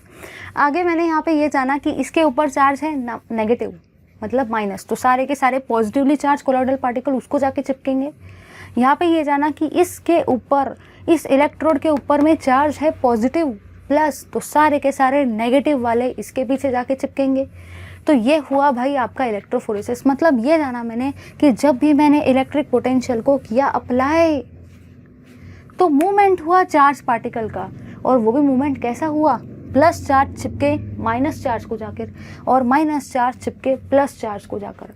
मतलब यहाँ पे मैंने ये जाना कि माइनस वाले जो कोलॉइडल पार्टिकल्स थे वो जाके डिपॉजिट हुए एनोड के ऊपर में, नेगेटिवली चार्ज इलेक्ट्रोड के ऊपर में, और नेगेटिवली चार्ज कोलॉइडल पार्टिकल जो थे वो जाके डिपॉजिट हुए पॉजिटिवली चार्ज इलेक्ट्रोड के ऊपर में, मतलब भी कैथोड के ऊपर में। समझे या नहीं समझे? इसको जिसको ये नहीं समझता ना, बस इतना समझ लो कि जब इलेक्ट्रिक करंट को चालू किया, इलेक्ट्रिक पोटेंशियल को अप्लाई किया, तो प्लस भागने लगे माइनस के पास, प्लस भागने लगे माइनस के पास, और माइनस भागने लगे प्लस के पास। क्यों? क्योंकि plus love minus, minus love plus. लो इसका स्क्रीनशॉट। सबसे पहला पॉइंट ये आता है दिमाग में, मैम ये इलेक्ट्रोड किस चीज़ के बने हुए, कार्बन के बने हुए, ग्राफाइट के बने, या कोई मेटल के बने। तो याद रखना है भाई, ये जो आपके इलेक्ट्रोड है ना, ये आपके इलेक्ट्रोड जो है ना, ये प्लैटिनम के बने हुए, प्लैटिनम मेटल के बने हुए भाई ये इलेक्ट्रोड। समझे या नहीं समझे? चलो अब आगे हम लोग देखते हैं एप्लीकेशंस ऑफ इलेक्ट्रोफोरेसिस। दिमाग में तो क्वेश्चन आया होगा ना, दिमाग खराब हो जाता है। दिमाग में क्वेश्चन ये आता है कि मैम इलेक्ट्रोफोरेसिस के बाद में बुक में तो इलेक्ट्रो ऑस्मोसिस दिया है, आपने तो वो छोड़ ही दिया, आप हमको डायरेक्टली एप्लीकेशन ऑफ इलेक्ट्रोफोरेसिस बता रहे हो। लेकिन फॉर योर काइंड इन्फॉर्मेशन सुनो रे भाई, सारे के सारे इलेक्ट्रोफोरेसिस के बाद अगर मैं इलेक्ट्रो ऑस्मोसिस पढ़ा दूँ तो एप्लीकेशन ऑफ इलेक्ट्रोफोरेसिस कब पढ़ाएंगे? अभी इलेक्ट्रोफोरेसिस का डायग्राम अपने आंखों के सामने, तो पहले अपन लोग सारे के सारे इलेक्ट्रोफोरेसिस के एप्लीकेशन देखेंगे, उसके बाद में देखेंगे कि इलेक्ट्रो ऑस्मोसिस क्या होता है। ठीक है, तो अभी अपन लोगों ने इलेक्ट्रोफोरेसिस को देखा, तो सारे के सारे टेक्स्ट बुक के पेज नंबर 171 पर आ जाएंगे, उसमें हम लोग देखेंगे एप्लीकेशंस ऑफ इलेक्ट्रोफोरेसिस को। पहले छोड़ने वाले में कुछ भी नहीं हूँ, सब लूँगी, टेंशन बिल्कुल लेने का नहीं। चलो देखते हैं भाई। फर्स्ट पॉइंट आपका ये कहता है, on the basis of direction of movement of colloidal particle under the influence of electric field it is possible to know the sign of charge of colloidal particle. देखो कहना मुझे ये है, हाइपोथेटिकली मैंने बताया कि इसके ऊपर प्लस है, इसके ऊपर माइनस है, बट सच में बताओ क्या अपन अपने आंखों से देख के बता सकते क्या कि ये चार्ज प्लस है, ये चार्ज माइनस है? नहीं रे बाबा, हम लोग अपने आंखों से देख के थोड़ी बता सकते कि ये चार्ज के ऊपर में प्लस चार्ज है, ये पार्टिकल के ऊपर में माइनस चार्ज है। ऐसा बता सकते क्या? नहीं बता सकते। ये तो अजम्पशन है भाई कि ये प्लस है माइनस है, ऐसा अपन को दिखता थोड़ी है। अब मुझे कैसे पता चलेगा कि प्लस कौन से माइनस कौन से? मेरे लिए तो सारे के सारे, अगर मैं आंखों से देखती हूँ अपने, तो मुझे तो सारे के सारे पार्टिकल एक जैसे दिखेंगे, मुझे थोड़ी इनके ऊपर प्लस या माइनस चार्ज दिखने वाला है। हाँ, लेकिन मैं इनको आइडेंटिफाई कर सकती हूँ। कैसे कर सकती हूँ भाई? सुनो भाई सुनो, जो सारे के सारे पार्टिकल जाएंगे एनोड के पास में, भले मुझे दिख नहीं रहा है उनका चार्ज, जो सारे के सारे पार्टिकल जाएंगे एनोड के पास में, नेगेटिव के पास में, तो मैं समझ जाऊंगी कि वो सारे के सारे प्लस वाले चार्ज के पार्टिकल्स हैं। मतलब मुझे भले दिख नहीं रहा है कि पार्टिकल के ऊपर में चार्ज कौन सा है, प्लस है या माइनस है, लेकिन हाँ मैं फिर भी बता सकती हूँ। कैसे? जब मैंने बटन को चालू किया, जब मैंने इलेक्ट्रिक पोटेंशियल को अप्लाई किया, तो मुझे वहाँ पे वो देखने को मिला कि सारे के सारे जो पार्टिकल जो नेगेटिव के पास जाएंगे, वो सारे के सारे आपके क्या है, पॉजिटिवली चार्ज कोलॉइडल पार्टिकल्स। और मैंने यहाँ पे ये भी ऑब्जर्व किया कि जो सारे के सारे कोलॉइडल पार्टिकल पॉजिटिव इलेक्ट्रोड मतलब एक कैथोड के पास में जाएंगे, मुझे समझ में आ जाएगा कि वो सारे के सारे नेगेटिवली चार्ज है। मतलब भले मुझे दिखता नहीं है, बट मैं आइडेंटिफाई कर सकती हूँ। Second point, it is also use to measure the rate of migration of sol particles. ठीक है, मतलब यहाँ पे आप लोग ये भी इमेजिन करके बता सकते हो कि रेट कैसा है माइग्रेशन का, किस रेट से वो माइग्रेट हो रहे हैं। कभी कभी ऐसा होता है कि बहुत स्लोली मूव होंगे, कभी कभी ऐसा होगा कि बहुत फास्ट मूव होंगे, तो आप रेट भी बता सकते हो, ठीक है। तीसरी थिंग आपकी ये है, mixture of colloidal particle can be separated by electrophoresis. अब दिमाग में क्वेश्चन ये आता है कि सपोज इसके अंदर पॉजिटिवली चार्ज कोलोइडल पार्टिकल भी है, नेगेटिवली चार्ज कोलोइडल पार्टिकल भी है, मतलब ये जो सोल है, ये जो कोलोइडल सॉल्यूशन है, दोनों का मिला के पॉजिटिव प्लस नेगेटिव। अगर मुझे बोला जाए कि भाई तो पॉजिटिव को अलग कर दो और नेगेटिव को अलग कर दो, तो क्या मैं कर सकती हूँ? नहीं कर सकती, क्योंकि मुझे दिखता थोड़ी है किसके ऊपर प्लस है किसके ऊपर माइनस है। हाँ, लेकिन मैंने यहाँ पे ये ऑब्जर्व किया कि जब मैं पोटेंशियल को अप्लाई करती हूँ तो सारे के सारे पॉजिटिव चार्ज वाले नेगेटिव के पास चले जाएंगे, नेगेटिव वाले पॉजिटिव के पास, तो आयन का सेपरेशन होगा या नहीं होगा? होगा। तो पहला पॉइंट मुझे यहाँ पे एप्लीकेशन ऑफ इलेक्ट्रोफोरेसिस में ये जानने को मिला कि क्या कि यह है कि मैं आइडेंटिफाई कर सकती हूँ कौन से कोलोइडल पार्टिकल के ऊपर में पॉजिटिव चार्ज है और किसके ऊपर नेगेटिव चार्ज है। सेकेंड थिंग, मैं रेट ऑफ माइग्रेशन भी निकाल सकती हूँ। और तीसरी थिंग ये है कि मैं पॉजिटिव और नेगेटिव चार्ज को एक दूसरे से सेपरेट करवा सकती हूँ। तो ये था भाई आपका इलेक्ट्रोफोरेसिस। अब हम लोग मूव करेंगे अपनी थर्ड इलेक्ट्रिकल प्रॉपर्टी जिसका नाम है इलेक्ट्रोऑस्मोसिस, उसके अंदर में। लो भाई, उससे पहले सारे के सारे इसका स्क्रीनशॉट।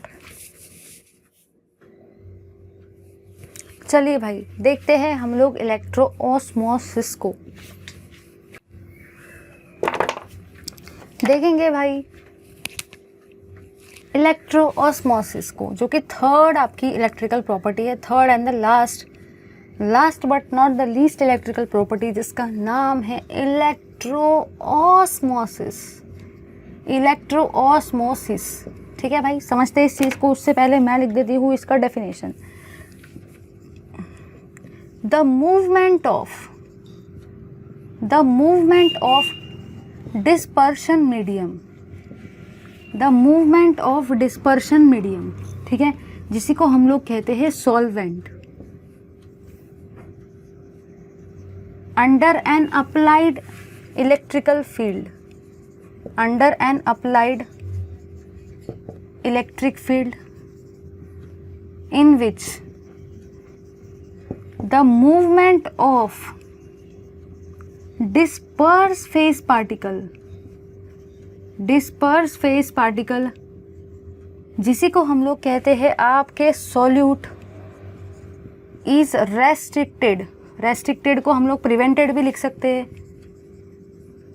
मैं समझा के देती हूँ भाई, टेंशन लेने का नहीं। Is prevented by membrane, is called as इलेक्ट्रोऑस्मोसिस। चलिए भाई समझते हैं इस चीज़ को कि इलेक्ट्रोऑस्मोसिस आपको बोलना क्या चाहता है, इलेक्ट्रोऑस्मोसिस की कहानी क्या है। सुनो भाई, सुनो। सबसे पहली चीज़ ये है, मैंने क्या किया भाई, मैंने एक मेम्ब्रेन को अप्लाई कर दिया। इस मेम्ब्रेन का नाम होता है भाई, आप लोग ये 12th में पढ़ने वाले हो ऑस्मोसिस के अंदर में, चैप्टर नंबर 2 सॉल्यूशन के अंदर में, 4th कोलिगेटिव प्रॉपर्टी जिसका नाम है ऑस्मोसिस, इसमें आएगा। ठीक है, पूरे दिमाग में कहानी है डायरेक्टली, कौन से पेज पे क्या क्या है वो भी मुझे याद है। ये है आपका सेमी परमिएबल मेम्ब्रेन, ये है भाई आपका सेमी परमिएबल मेम्ब्रेन। ठीक है, जिस मेम्ब्रेन की मैं यहाँ पे बात कर रही हूँ ना, वो सेमी परमिएबल मेम्ब्रेन है। अब यहाँ पे क्या किया मैंने यहाँ पे ये ऑब्जर्व किया कि यहाँ पे आपके सोल्यूट के भी पार्टिकल्स है और यहाँ पे आपके सॉल्वेंट के भी पार्टिकल्स है, सोल्यूट के भी पार्टिकल्स है और सॉल्वेंट के भी पार्टिकल्स है। तो ये जो मेम्ब्रेन है ना, ये सिलेक्टिवली सिर्फ और सिर्फ सॉल्यूट के छोटे छोटे पार्टिकल्स को, ये सारे के सारे आपके सॉल्वेंट के पार्टिकल्स है और ये बड़े बड़े आपके सॉल्यूट के पार्टिकल है। इतना समझ लो, ये है आपके सॉल्वेंट के पार्टिकल्स। सॉल्वेंट मतलब भी मैं कहूँगी डिस्पर्शन मीडियम है भाई, ये डिस्पर्शन मीडियम के पार्टिकल्स है ये। ठीक है, और ये आपके जो बड़े बड़े पार्टिकल्स है, ये है आपके सोल्यूट के पार्टिकल्स। सोल्यूट मतलब ये डिस्पर्स फेज है। तो यहाँ पे मैंने ये जाना भाई कि जब मैं पोटेंशियल को ऑन करती हूँ, मतलब ये सीधी सीधी बात, जब मैं बटन को चालू करती हूँ, जब मैं इलेक्ट्रिक करंट को पास करती हूँ, मतलब ये अलग लैंग्वेज में जब मैं इलेक्ट्रिक फील्ड को अप्लाई करती हूँ, तो मैंने यहाँ पे ये जाना कि जो भी छोटे छोटे पार्टिकल थे ना, वो सारे के सारे इस मेम्ब्रेन से जा सकते हैं। छोटे छोटे पार्टिकल मतलब ही सॉल्वेंट के पार्टिकल, मतलब ही डिस्पर्शन मीडियम के पार्टिकल्स यहाँ से जा सकते हैं, इस मेम्ब्रेन से जा सकते हैं। लेकिन जो भी बड़े बड़े पार्टिकल है, जो भी आपके सोल्यूट के पार्टिकल है, जो भी आपके डिस्पर्स फेस के पार्टिकल है, वो इस मेम्ब्रेन से जा नहीं सकते। क्यों नहीं जा सकते? अरे भाई उनका साइज़ बड़ा है कि नहीं? मतलब याद रखने का सीधी सीधी बात ये है कि एक ऐसा मोशन जिसमें आपके सॉल्वेंट के पार्टिकल्स जो कि बहुत ज़्यादा छोटे छोटे हैं, मतलब ये डिस्पर्शन मीडियम के पार्टिकल्स है ना, मतलब ये किसी फ्लूइड के पार्टिकल्स, वो उस मेम्ब्रेन से पास हो सकते हैं। लेकिन जो भी आपके मोटे मोटे पार्टिकल है, जो कि सोल्यूट के पार्टिकल है, जो कि डिस्पर्स फेस के पार्टिकल है, वो उस मेम्ब्रेन से पास नहीं हो सकते। इस प्रोसेस को हम लोग ऑस्मोसिस बोलते हैं। ठीक है भाई, ऑस्मोसिस मतलब क्या हुआ? छोटे छोटे पार्टिकल इस मेम्ब्रेन से पास हो सकते हैं, लेकिन बड़े बड़े पार्टिकल, मोटे मोटे पार्टिकल इस मेम्ब्रेन से पास नहीं हो सकते। ये आपकी ऑस्मोसिस हुई। लेकिन जब मैं इलेक्ट्रिक पोटेंशियल को अप्लाई करती हूँ ना, इलेक्ट्रिक फील्ड को अप्लाई करती हूँ, तो इसी का नाम क्या हो जाएगा? Electro osmosis. मतलब इलेक्ट्रिक फील्ड के प्रेजेंस में, इलेक्ट्रिक पोटेंशियल के प्रेजेंस में हम इस ऑस्मोसिस को करवाने वाले हैं। इसलिए इसका नाम भी क्या है भाई? Electro osmosis. समझे या नहीं समझे? समझे या नहीं समझे भाई? लो भाई सारे के सारे इसका स्क्रीनशॉट।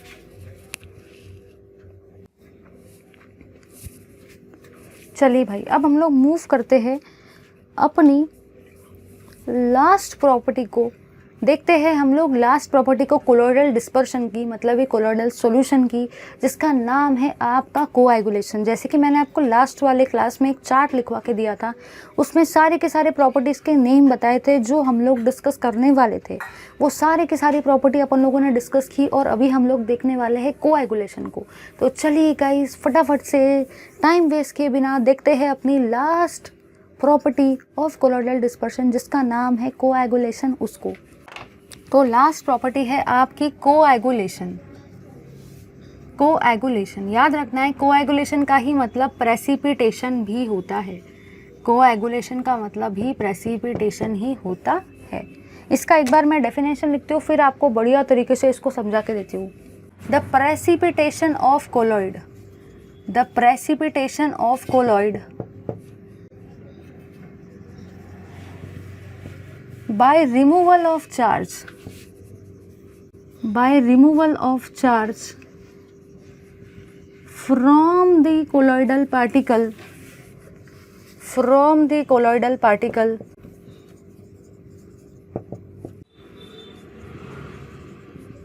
associated with colloid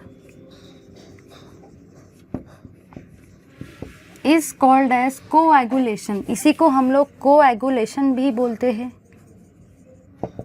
इसी को भाई हम लोग प्रेसिपिटेशन भी बोलते हैं। चलिए भाई समझते हैं कि ये चीज़ है क्या, ये चीज़ है क्या भाई, ये हम लोगों को देखना है। ठीक है, ज़रा ध्यान देना सारे के सारे।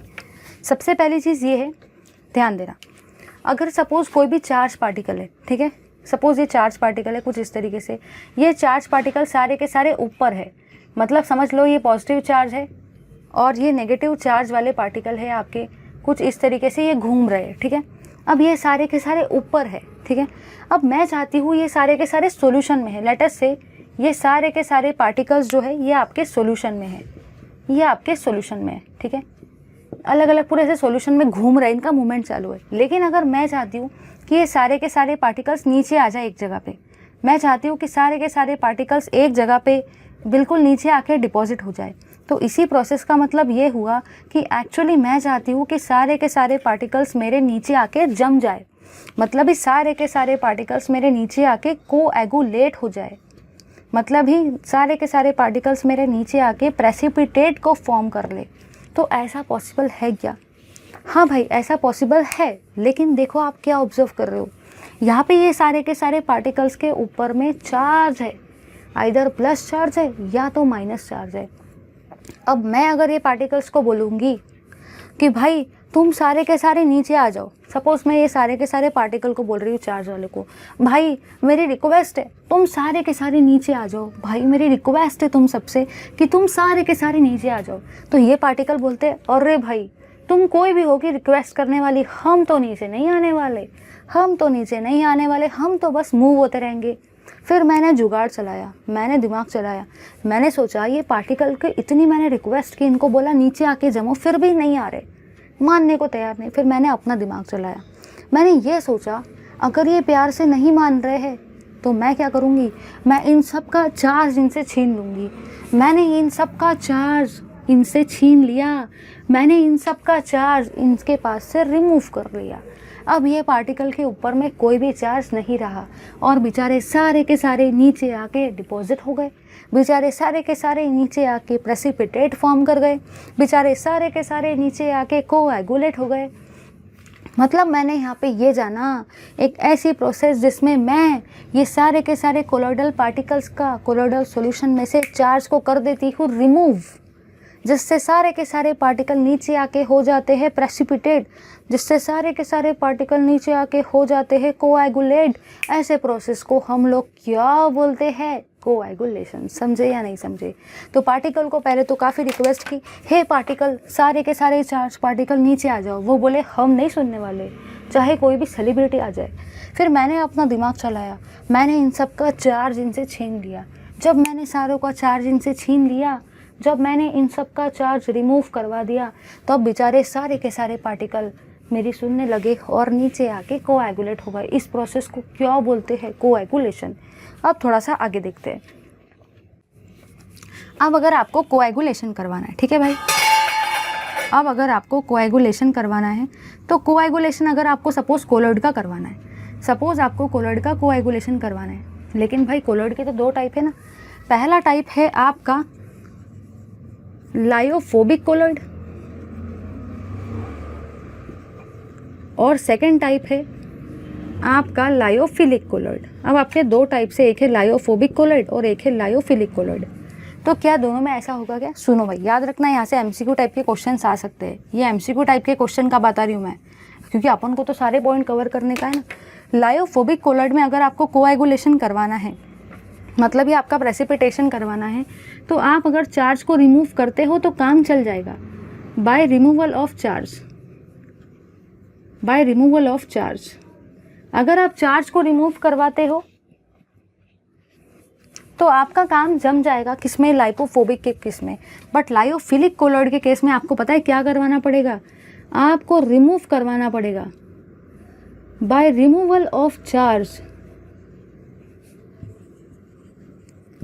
From the layer of dispersion medium. यहाँ पे आपको लेयर ऑफ डिस्पर्शन मीडियम से चार्ज को रिमूव करना पड़ता है। तो भाई ये दोनों पॉइंट याद रखना। मैं इसलिए कवर करा रही हूँ कि कोई एंट्रेंस में ये चीज़ें पूछी जाती है। तो मैंने बस यहाँ पे आपको इतना बताया कि अगर मुझे किसी भी पार्टिकल को प्रेसिपिटेट करवाने का है तो मेरे पास पहला वे ये है कि मैं उन सबका चार्ज उनसे छीन लूँगी, ठीक है। बेचारे मेरी सुनेंगे और नीचे आके प्रेसिपिटेट हो जाएंगे या कोएगुलेट हो जाएंगे। आगे मैंने यहाँ पे ये जाना भाई कि अगर लायोफिलिक कोलोइड है या लायोफोबिक कोलोइड है तो कोएगुलेशन का मेथड डिफरेंट रहता है। अगर मैं बात करती हूँ लायोफोबिक की, दिमाग में क्वेश्चन आता है लायोफोबिक क्या है।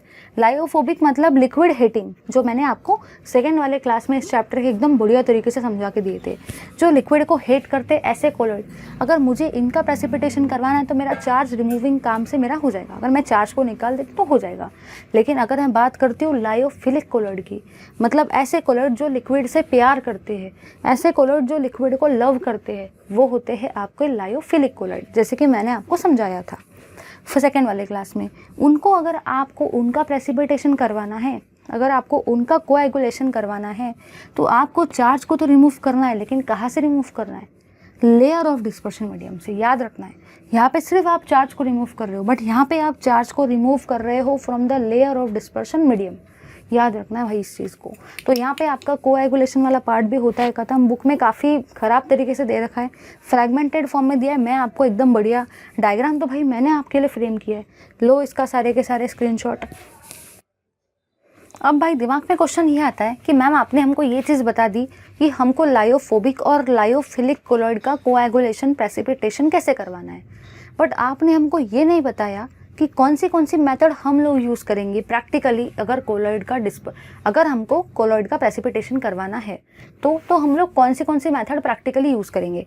तो चलिए भाई देखते हैं सारे के सारे कौन सी मेथड हम लोग यूज़ करेंगे। अगर मैं बात करती हूँ ना लायोफिलिक कोलोइड की, तो लायोफिलिक कोलोइड में हमें इतना कोई इंटरेस्ट नहीं है।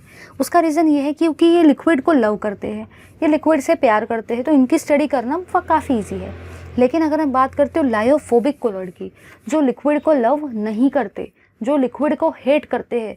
अगर मैं बात करती हूँ ना इन कोलॉइड की, तो इन कोलॉइड का प्रेसिपिटेशन करवाना, ये कोलॉइड का कोएगुलेशन करवाना, लायोफोबिक कोलॉइड का प्रेसिपिटेशन और कोएगुलेशन करवाना काफ़ी इंटरेस्टिंग सा है। तो चलिए देखते हैं इस पार्ट को, क्योंकि बुक में भी आपके सिलेबस में यही दे रखा है, लायोफिलिक का नहीं दिया है क्योंकि वो जनरलाइज्ड होता है। तो चलिए भाई देखते हैं हम लोग कि कौन से मेथड का हम लोग यूज़ करेंगे लायोफोबिक कोलॉइड का कोएगुलेशन या प्रेसिपिटेशन करवाने के लिए।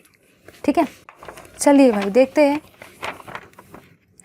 Methods to coagulate, methods to coagulate the lyophobic colloid. हम लोग लायोफोबिक का देख रहे हैं भाई, हम लोग लायोफोबिक का देख रहे हैं, लायोफोबिक सोल्स या कोलॉइड। ठीक है, इनको आप लोग किस तरीके से करेंगे वो देखते हैं हम लोग।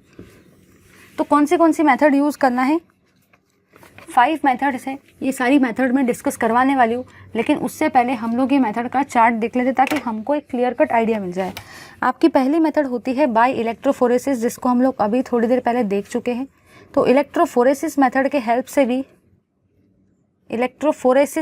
हेल्प से भी हम लोग इनका सेपरेशन करवा सकते हैं। एक है आपका by mixing two oppositely charge sol, by mixing two oppositely charge sol. तीसरा है आपका बाय बॉइलिंग। फोर्थ मेथड है आपका बाय परसिस्टेंट डायलिसिस। डायलिसिस मैंने आपको लास्ट वाले क्लास में भी बढ़िया तरीके से एक्सप्लेन करवा के दिया था। और एक आपका लास्ट मेथड होता है बाय एडिशन ऑफ इलेक्ट्रोलाइट।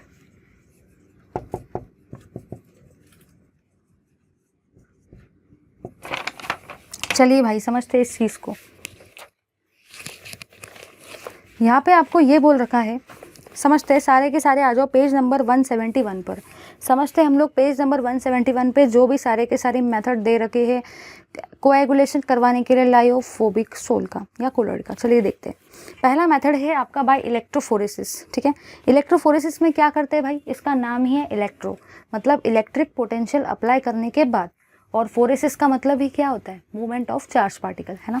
तो इलेक्ट्रोफोरेसिस में ये बोल रखा है कि अगर आपको किसी भी पार्टिकल का चार्ज रिमूव करना है, ठीक है, तो आप क्या करवाओगे, अगर आप चाहते हो कि उनका प्रेसिपिटेशन हो, ठीक है, उनका कोएगुलेशन हो, तो आप लोग पहला मेथड यूज़ कर सकते हो इलेक्ट्रोफोरेसिस, जिसमें आप इलेक्ट्रिक पोटेंशियल को अप्लाई करेंगे, चार्ज वाले पार्टिकल्स का मूवमेंट होगा, वो जाके डिपॉजिट हो जाएंगे और वो सारे के सारे आपके नलिफाइड हो जाएंगे, मतलब वो कोएगुलेट हो जाएंगे, प्रेसिपिटेट हो जाएंगे।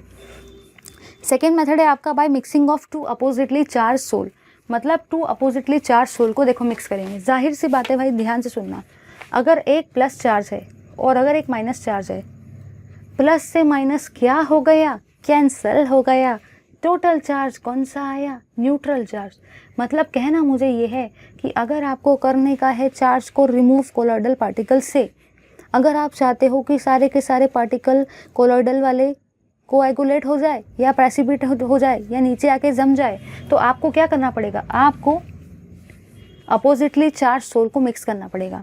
अगर आप एक पॉजिटिवली चार्ज मिला रहे हो तो उसके साथ एक नेगेटिवली चार्ज मिलाओ, ताकि पॉजिटिव से नेगेटिव कैंसिल हो जाए और चार्ज कैसा हो, न्यूट्रल, मतलब चार्ज नलीफाई हो जाए, ज़ीरो चार्ज हो जाए।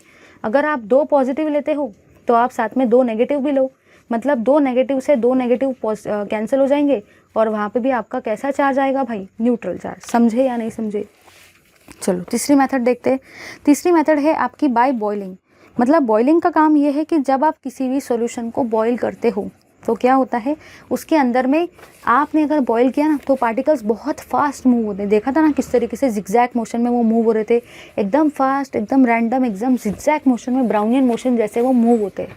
ठीक है, अब जब वो एक दूसरे के साथ टकराते हैं ना तो उनकी एनर्जी कम हो जाती है, उनका चार्ज डिक्रीज़ हो जाता है और वो सारे के सारे नीचे आके जम जाते हैं। ठीक है, तो पहले मैंने आपको बताया इलेक्ट्रोफोरेसिस, समझ में आ गया। सेकंड मैंने आपको बताया कि किस तरीके से हम लोग कर सकते हैं, अगर एक पॉजिटिव लेते तो एक नेगेटिव चार्ज लो, मतलब उससे वो कैंसिल हो जाएगा तो टोटल चार्ज 0 आ जाएगा, चार्ज रिमूव हो जाएगा। तीसरा तरीका है बाय बॉइलिंग।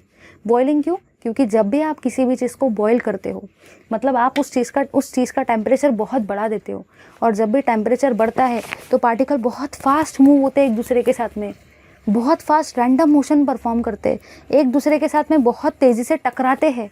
टकराने के बाद में, कोलाइड करने के बाद में उनकी एनर्जी बहुत ज़्यादा कम हो जाती है, बेचारे नीचे आके गिर जाते हैं। समझे या नहीं समझे? चलिए अब देखते हैं फोर्थ मेथड को। फोर्थ मेथड है आपकी बाय परसिस्टेंट डायलिसिस। इसका कहना ये है कि जब आप किसी भी सोल को डायलिसिस करवाते हो, अब डायलिसिस क्या है तो लास्ट वाले क्लास को जाके देखो, मैंने कितना बढ़िया तरीके से डायलिसिस वहाँ पे एक्सप्लेन किया है ना। तो आप जब डायलिसिस करवाते हो तब भी आप सारे के सारे इलेक्ट्रोलाइटिक चार्ज पार्टिकल्स को रिमूव कर सकते हो। एक है आपका बाय एडिशन ऑफ इलेक्ट्रोलाइट। उनका कहना यहाँ पे ये है कि जब आप बहुत सारा इलेक्ट्रोलाइट ऐड कर देते हो तो सारे के सारे पार्टिकल्स प्रेसिपिटेट हो जाते हैं। बहुत सारा इलेक्ट्रोलाइट अगर आपने उसके अंदर में ऐड किया तो वो सारे के सारे मिक्स हो जाते हैं और नीचे जाके जम जाते हैं। ठीक है, चलो तो यहाँ पे ये सारे के सारे मेथड है जिनकी हेल्प से हम लोग कोएगुलेशन करवा सकते हैं, मतलब ही हम लोग प्रेसिपिटेशन करवा सकते हैं। किसका? लायोफोबिक कोलॉइड का। अब हम लोग देखने वाले हैं सारे के सारे हार्डी-सेज़ुले रूल को। इसका ले लो स्क्रीनशॉट सारे के सारे। चलिए देखते हैं जल्दी से हार्डी-सेज़ुले रूल को। ये रूल क्या कहता है ज़रा ध्यान देना। ये रूल ये कहता है कि अगर आप कोएगुलेशन करवाना चाहते हो या तो आप अगर प्रेसिपिटेशन करवाना चाहते हो, ठीक है, किसी भी कोलॉइडल सोल का अगर आप कोएगुलेशन करवाना चाहते हो या प्रेसिपिटेशन करवाना चाहते हो तो आपके सोल दो टाइप के होते हैं। ठीक है, एक होता है आपका let's say negatively charge soul, एक होता है आपका नेगेटिवली चार्ज सोल।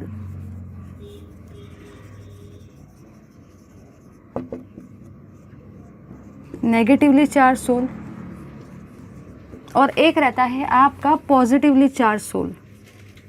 तो ऐसे आपके दो टाइप के टोटल सोल है।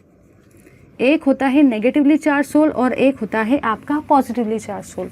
जाहिर सी बात है भाई, अगर आप नेगेटिवली चार्ज सोल का प्रेसिपिटेशन करवाना चाहते हो या तो आप नेगेटिवली चार्ज सोल का कोएगुलेशन करवाना चाहते हो, मतलब इन शॉर्ट अपने लैंग्वेज में अगर हम नेगेटिव चार्ज को अपने जाल में फंसाना चाहते हैं तो हमको उसके अंदर में क्या डालना पड़ेगा? पॉजिटिव चार्ज को, क्योंकि नेगेटिव चार्ज किसको लव करता है? नेगेटिव चार्ज किससे प्यार करता है? पॉजिटिव चार्ज से। मतलब अगर मुझे नेगेटिव चार्ज को अपने जाल में फंसाने का है तो मुझे उसके अंदर में पॉजिटिव चार्ज को ऐड करना पड़ेगा। इसी का मतलब मैंने यहाँ पे ये जाना कि जो भी फ्लोकुलेटिंग पावर रहेगा, फ्लोकुलेटिंग पावर का मतलब होता है प्रेसिपिटेशन करवाने का पावर।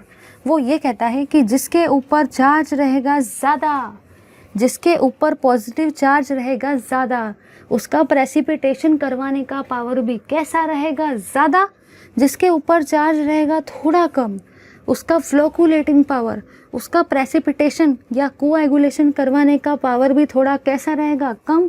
और जिसके ऊपर चार्ज सबसे कम रहेगा उसका प्रेसिपिटेशन या कोएगुलेशन या फ्लोकुलेशन करवाने का पावर कैसा रहेगा? सबसे कम। मतलब जाहिर सी बात है, अगर मैं नेगेटिवली चार्ज पार्टिकल को अपने जाल में फंसाना चाहती हूँ तो मुझे उसके अंदर में पॉजिटिव चार्ज को ऐड करना पड़ेगा, क्योंकि नेगेटिव चार्ज किसको लव करता है भाई? पॉजिटिव चार्ज को, है कि नहीं? तो अगर नेगेटिव को फंसाने का है तो पॉजिटिव तो डालना ही पड़ेगा ना, तभी तो वो जाल में आएंगे। अब कैसे? जिस पॉजिटिव चार्ज, जहाँ पे पॉजिटिव चार्ज ज़्यादा रहेगा वहाँ पे वो जल्दी जाल में फंसेंगे, वहाँ पे वो जल्दी प्रेसिपिटेट होंगे। जहाँ पे पॉजिटिव चार्ज थोड़ा कम रहेगा वहाँ पे वो धीरे फंसेंगे। ठीक है भाई, यहाँ पे आ जाएंगे सारे के सारे। अब आप लोग ही मुझे बताओ भाई, आप लोग ही बताओ, जब मुझे नेगेटिवली चार्ज पार्टिकल को, नेगेटिवली चार्ज सोल को प्रेसिपिटेट करवाना था, अपने जाल में फंसाना था, तो मैंने पॉजिटिव चार्ज ऐड किया, ठीक है ना। अब मुझे पॉजिटिव चार्ज सोल को प्रेसिपिटेट करवाना है, अब मुझे पॉजिटिवली चार्ज पार्टिकल्स को अपने जाल में फंसाना है, तो मैं कैसे फंसाऊंगी? जब नेगेटिव को फंसाना था तो पॉजिटिव को ऐड किया, according to the principle of common sense. अब मुझे पॉजिटिव को फंसाने का है तो मुझे उसके अंदर में क्या डालना पड़ेगा? नेगेटिवली चार्ज पार्टिकल, येस और नो। तो चलिए भाई देखते हैं नेगेटिवली चार्ज पार्टिकल को।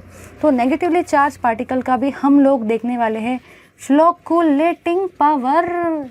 फ्लोकुलेटिंग पावर, फ्लोकुलेटिंग पावर क्या कहता है भाई? FeCN6 4 minus, PO4 3 minus, SO4 2 minus, Cl1 minus. मतलब यहाँ पे मैंने ये जाना, देखो भाई देखो, जब मुझे नेगेटिव चार्ज पार्टिकल को प्रेसिपिटेट करवाना था तो मैंने उसके अंदर में उल्टा मतलब पॉजिटिव चार्ज ऐड किया। जिसमें पॉजिटिव चार्ज ज़्यादा था उसका प्रेसिपिटेशन करवाने का पावर भी ज़्यादा था, फ्लोकुलेटिंग पावर भी ज़्यादा था।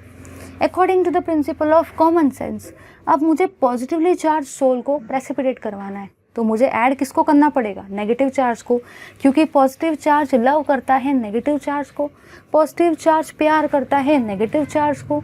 तो पॉजिटिव चार्ज को अगर जाल में फंसाना है तो नेगेटिव चार्ज ही ऐड करना पड़ेगा। जैसे कि मैंने आपको बताया था, जितना ज़्यादा पॉजिटिव चार्ज रहेगा उतना ज़्यादा नेगेटिव चार्ज फंसेंगे। उसी तरीके से जितना ज़्यादा नेगेटिव चार्ज रहेगा ना, उतने ज़्यादा पॉजिटिव चार्ज फंसेंगे। यहाँ पे नेगेटिव चार्ज है ज़्यादा, तो बहुत ज़्यादा इफेक्टिव रहेगा, बहुत फास्ट होगा। यहाँ पे नेगेटिव चार्ज है 3- थोड़ा कम होगा, यहाँ पे 2- है थोड़ा और कम प्रेसिपिटेशन होगा, और यहाँ पे 1- है बेचारा, सबसे लेस प्रेसिपिटेशन होगा। तो बस इन शॉर्ट अगर बोला जाए तो पॉजिटिव को फंसाना है तो नेगेटिव डालेंगे, नेगेटिव को फंसाना है तो पॉजिटिव डालेंगे। जितना ज़्यादा पॉजिटिव चार्ज रहेगा उतने फास्ट नेगेटिव फंसेंगे, जितना ज़्यादा नेगेटिव चार्ज रहेगा उतने फास्ट पॉजिटिव फंसेंगे। ये था भाई आपका हार्डी-सेज़ुले रूल। लो इसका स्क्रीनशॉट। चलिए भाई, अब हम लोग देखते हैं इमल्शन को कि इमल्शन क्या होता है। इमल्शन तो आप लोगों ने अपने लाइफ में बहुत बार देखा है, रोज़ आप लोग इमल्शन ऑब्जर्व भी करते हो, लेकिन पता है आपको ये नहीं पता कि ये इमल्शन है। सीरियसली बता रही हूँ, आपने बहुत बार यूज़ किया है, बहुत बार अपने आंखों से फ्रेम भी किया होगा, देखा भी होगा, बट आपको ये नहीं पता कि वो इमल्शन था। और मैं आपको गारंटी देती हूँ कि भाई आज के क्लास में आपको पता चल जाएगा कि एक्चुअली वो इमल्शन है क्या चीज़। एक्चुअली वो चीज़ है क्या जिसको हम लोग तो रोज़ फॉर्म करते हैं, जिसको हम लोग रोज़ देखते हैं, बट हमको पता ही नहीं वो इमल्शन है। चलिए देखते भाई उसी पार्ट को एकदम बढ़िया तरीके से। इमल्शन को देखते हैं।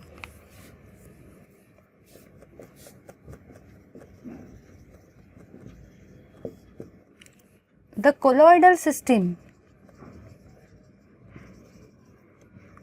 The colloidal system in which one liquid is dispersed in which one liquid is dispersed in another immiscible liquid, another immiscible liquid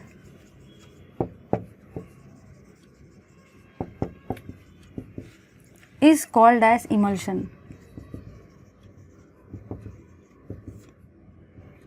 मतलब भाई मैंने ये जाना कि जो भी आपका कोलोइडल सिस्टम होता है जिसमें एक लिक्विड जो डिस्पर्स हो जाता है इममिसिबल लिक्विड में, ठीक है, जो डिस्पर्स हो जाता है अनदर इममिसिबल लिक्विड में, उसको हम लोग इमल्शन बोलते हैं। ज़रा सुनो कैसे। सपोज़ मैंने यहाँ पे लिया है पानी को, सपोज़ ये है मेरा पानी, ठीक है। क्या होगा भाई, अगर मैं इस पानी के अंदर में डाल दूँ ऑयल के ड्रॉपलेट्स, तो आप लोगों ने देखा होगा कि जब पानी के अंदर ऑयल डाल देते हैं तो वो जो ऑयल होता है वो कुछ इस तरीके से तैरते रहता है। देखा है ना भाई, क्या ऐसा देखा है कि आपने ऑयल को पानी के अंदर डाला और वो ऑयल सोल्यूबल हो गया? ऐसा कभी हुआ क्या भाई? कभी नहीं होता है। मतलब जब भी आप ऑयल को पानी के अंदर में डालते हो, जब भी आप ऑयल को पानी के अंदर में डालते हो तो ऑयल जो होता है वो पानी के सरफेस के ऊपर तैरता है।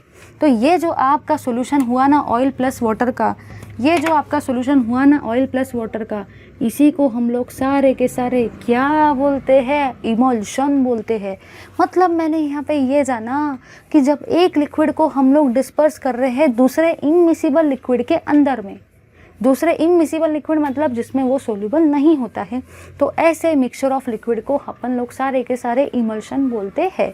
जैसे कि ऑयल प्लस वाटर, घर में तो देखा ही होगा भाई, मम्मी सब्जी बनाती है ना, पानी भी डालती है सब्जी में, तो ऑयल भी होता है, वहाँ पे भी तो आपका इमल्शन तैयार होता है। बर्तन मांजते हो, सारे के सारे बर्तन मांजते वक्त देखा है सब्जी की जो कढ़ाई रहती है उसमें ऑयल रहता है, उसको आप पानी डालते हो तो वो ऑयल ऊपर ऊपर तैरता है। कभी देखा है रेनी वाटर में, रेनी सीजन में पेट्रोल लीक हो जाता है गाड़ी से, तो वो नीचे में पानी आते रहता है, पानी के डबके होते हैं ना बहुत सारे, उसमें वो पेट्रोल जाके जम जाता है, ऊपर पेट्रोल तैरते हुए दिखता है। मतलब इन शॉर्ट ऑयल पानी में सोल्यूबल नहीं होता। ये भी एक लिक्विड है, ये भी एक लिक्विड है, दोनों लिक्विड एक दूसरे में इममिसिबल है, दोनों लिक्विड एक दूसरे में इनसोल्यूबल है, और इससे क्या फॉर्म होता है? इमल्शन फॉर्म होता है। अब हम लोग सारे के सारे देखेंगे इमल्शन दो टाइप के होते हैं। एक पहला ये तरीका है कि ऑयल को पानी के अंदर डाला, सेकंड तरीका ये है पानी को ऑयल के अंदर डाला। अरे भाई है तो इमल्शन ही ना। मतलब मुझे ये कहना है 2 3 जार भी क्या होता है? 6 होता है। 3 2 जार भी क्या होता है? 6 होता है तो ये इमल्शन ही ना। इसका भी प्रोडक्ट 6 ही है, इसका भी प्रोडक्ट 6 है, बट यहाँ पे 2 3 जार 6 किया है, यहाँ पे 3 2 जार 6 किया है।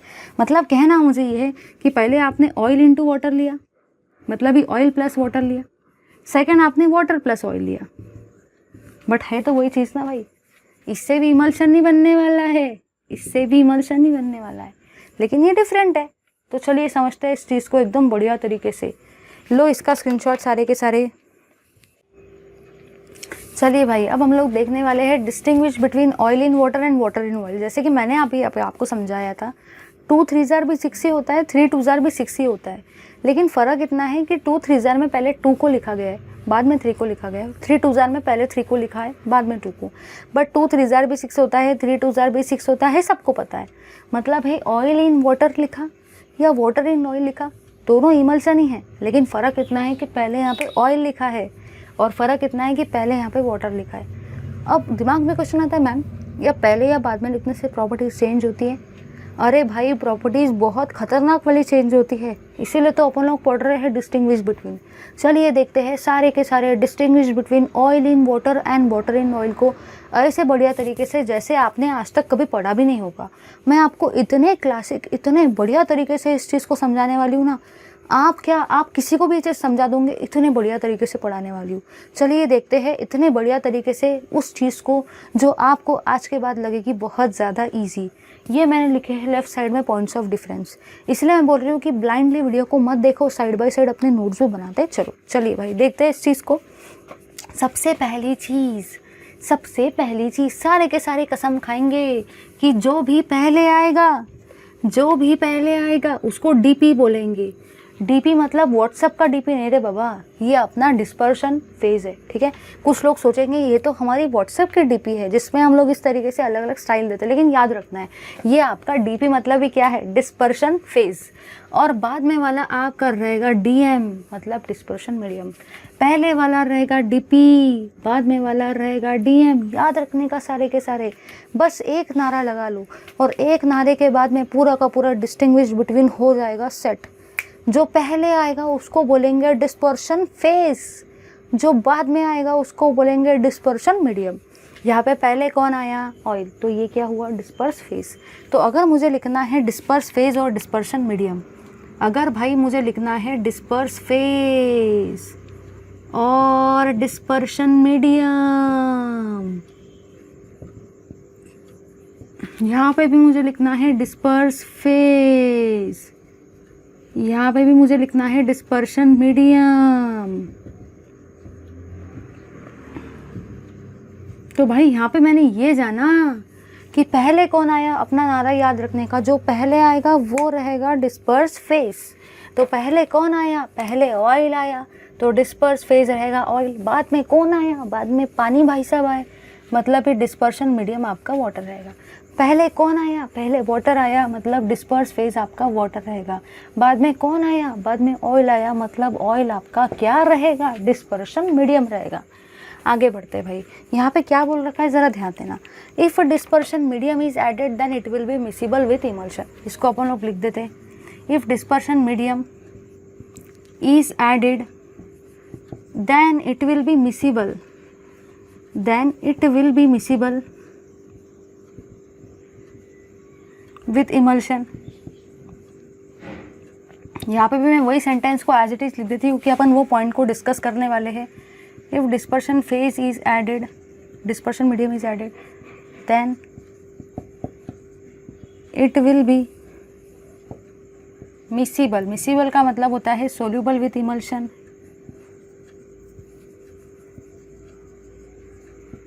चलो भाई सारे के सारे यहाँ पे देखेंगे। आप लोग ही मुझे बता दो, आप लोग ही मुझे बताओ, यहाँ पे डिस्पर्शन मीडियम बोल रखा है, क्या बोल रखा है, डिस्पर्शन मीडियम। इन दोनों में से डिस्पर्शन मीडियम कौन सा है, डिस्पर्शन मीडियम कौन सा है भाई, वाटर है। तो डिस्पर्शन मीडियम के जगह पे हम लोग क्या लिखेंगे, वाटर लिखेंगे। यहाँ पे भी आपको क्या बोल रखा है, डिस्पर्शन मीडियम इज एडेड। देखो भाई इसमें डिस्पर्शन मीडियम कौन है, इसमें आपका डिस्पर्शन मीडियम ऑयल है, तो डिस्पर्शन मीडियम की जगह पे क्या आएगा, ऑयल आएगा। मतलब स्टेटमेंट आपको वही रखना है, if dispersion medium is added then it will be miscible in emulsion, ठीक है, ये आपका स्टेटमेंट है। If dispersion medium is added then it will be miscible with emulsion. लेकिन आपको याद रखना है कि डिस्पर्शन मीडियम इस केस में आपका पानी है, तो पानी रख देने का डिस्पर्शन मीडियम की जगह पर। इस केस में आपका डिस्पर्शन मीडियम ऑयल है, तो ऑयल रख देने का डिस्पर्शन मीडियम के जगह पर। समझे या नहीं समझे, आगे बढ़ेंगे।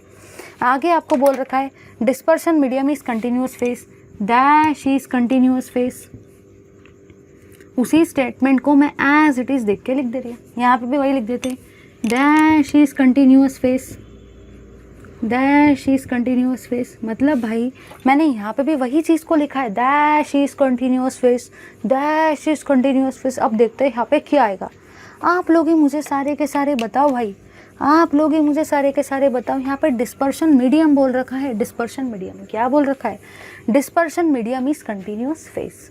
तो आप लोग ही मुझे बताओ इस केस में डिस्पर्शन मीडियम कौन सा है, पानी।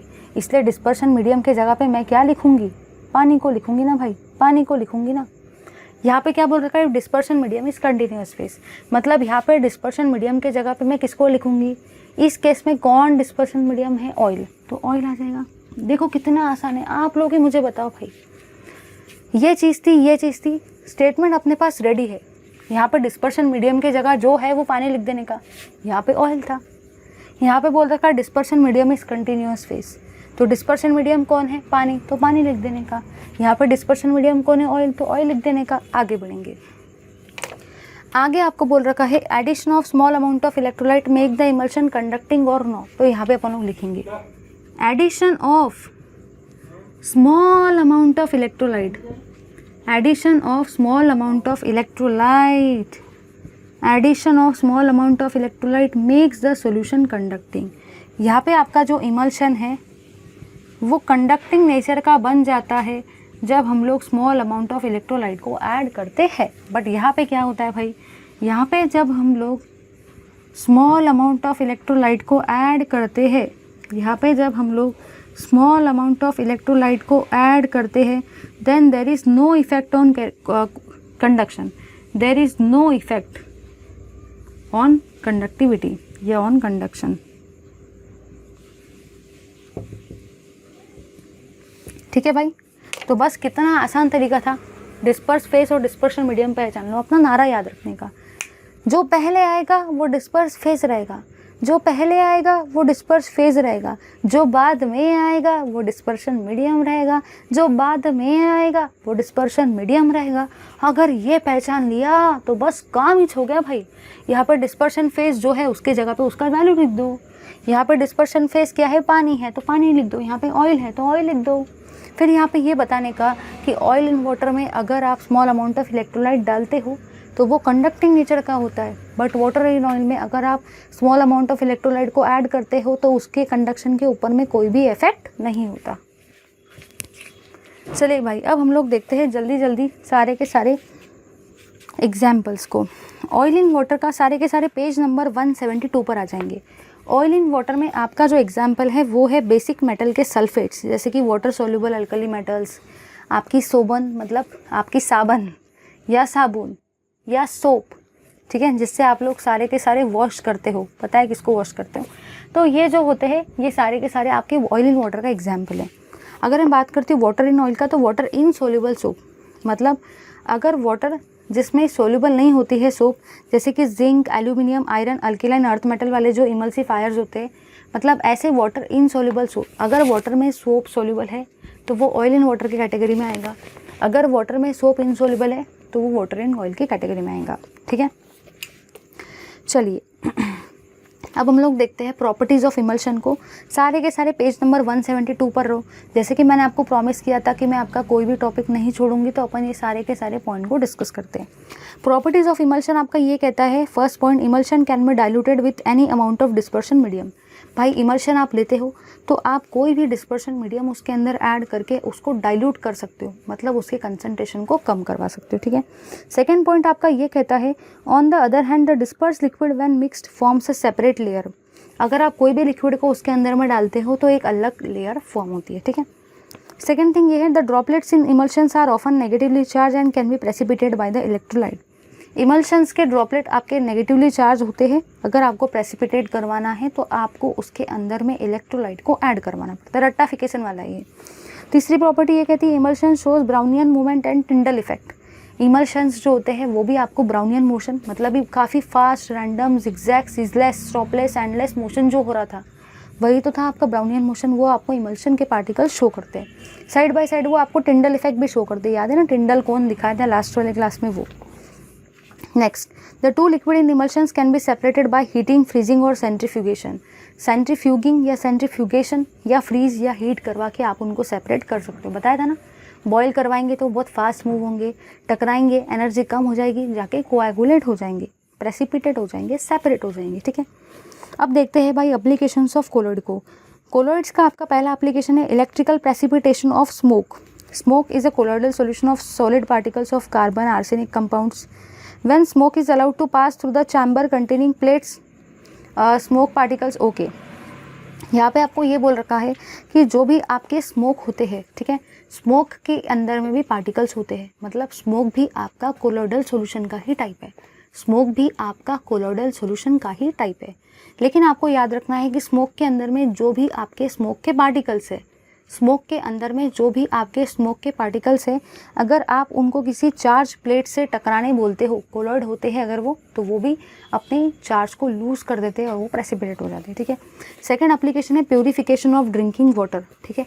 आप सबको पता है कि ड्रिंकिंग वाटर में भी हमारे बहुत सारे डर्ट पार्टिकल्स होते हैं, बहुत सारी इम्प्योरिटीज़ होती है, ऑर्गेनिजम्स होते हैं, कचरा होता है, ठीक है। तो आप क्या करवाते हो, आप ये सारे के सारे कोलॉइडल इम्प्योरिटीज़ को रिमूव करवा सकते हो, एक तो वाटर प्यूरीफायर यूज़ करके, या तो उसके अंदर में एलम को, पता है ना फिटकरी डालते थे, अभी भी कुछ लोग फिटकरी डालते हैं वाटर को प्यूरीफाई करने के लिए, उससे वो वाटर पूरा तरीके से प्यूरीफाई हो जाता है। एक्चुअली वहाँ पे भी कोलॉइडल वाला सिस्टम ही अरेंज होता है। नेक्स्ट है आपका मेडिसिन। आपके जो मेडिसिन होते हैं वो भी कोलॉइडल नेचर के होते हैं। जब हमारे बॉडी में हम लोग मेडिसिन लेते हैं तो मेडिसिन भी क्या करते हैं भाई, मेडिसिन का भले एरिया छोटा होता है, पता है ना, मेडिसिन का साइज तो बड़ा थोड़ी होता है, छोटा सा साइज़ का मेडिसिन होता है। बट देखो ये इतना सा, अपन बोलते हैं ना छोटा पैकेट बड़ा धमाका, बिल्कुल उसी टाइप का होता है मेडिसिन। दिखने में इतना छोटा सा होता है, बट अपना पूरा सर दर्द या पेट का दर्द या स्टमक पेन या जो भी आपके बॉडी पेन हो रहे हैं वो सबको वो रिकवर कर देता है भाई। इतना सा होता है मेडिसिन, इतना बड़ा थोड़ी होता है, इतना सा होता है, बट अपने इतने बड़े बॉडी को एकदम मस्त कर देता है, बढ़िया है कि नहीं। मतलब छोटा पैकेट बड़ा धमाका है, क्यों?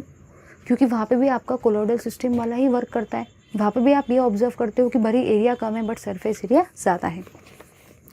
रबर इंडस्ट्री में रबर भी आप कोएगुलेशन, लैटेक्स जो होता है, लैटेक्स जो होता है शायद आई थिंक प्लांट से मिलता है, उसका कोएगुलेशन करवा के रबर को बनवाते हो।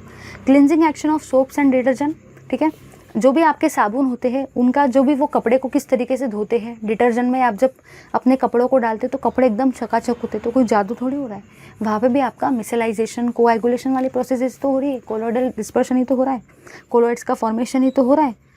एक होता है आपका photographic plates, films, industrial products like paints, ink, synthetic plastics, वहाँ पे भी आपके कोलॉइड का फॉर्मेशन होता है, ठीक है गाइज।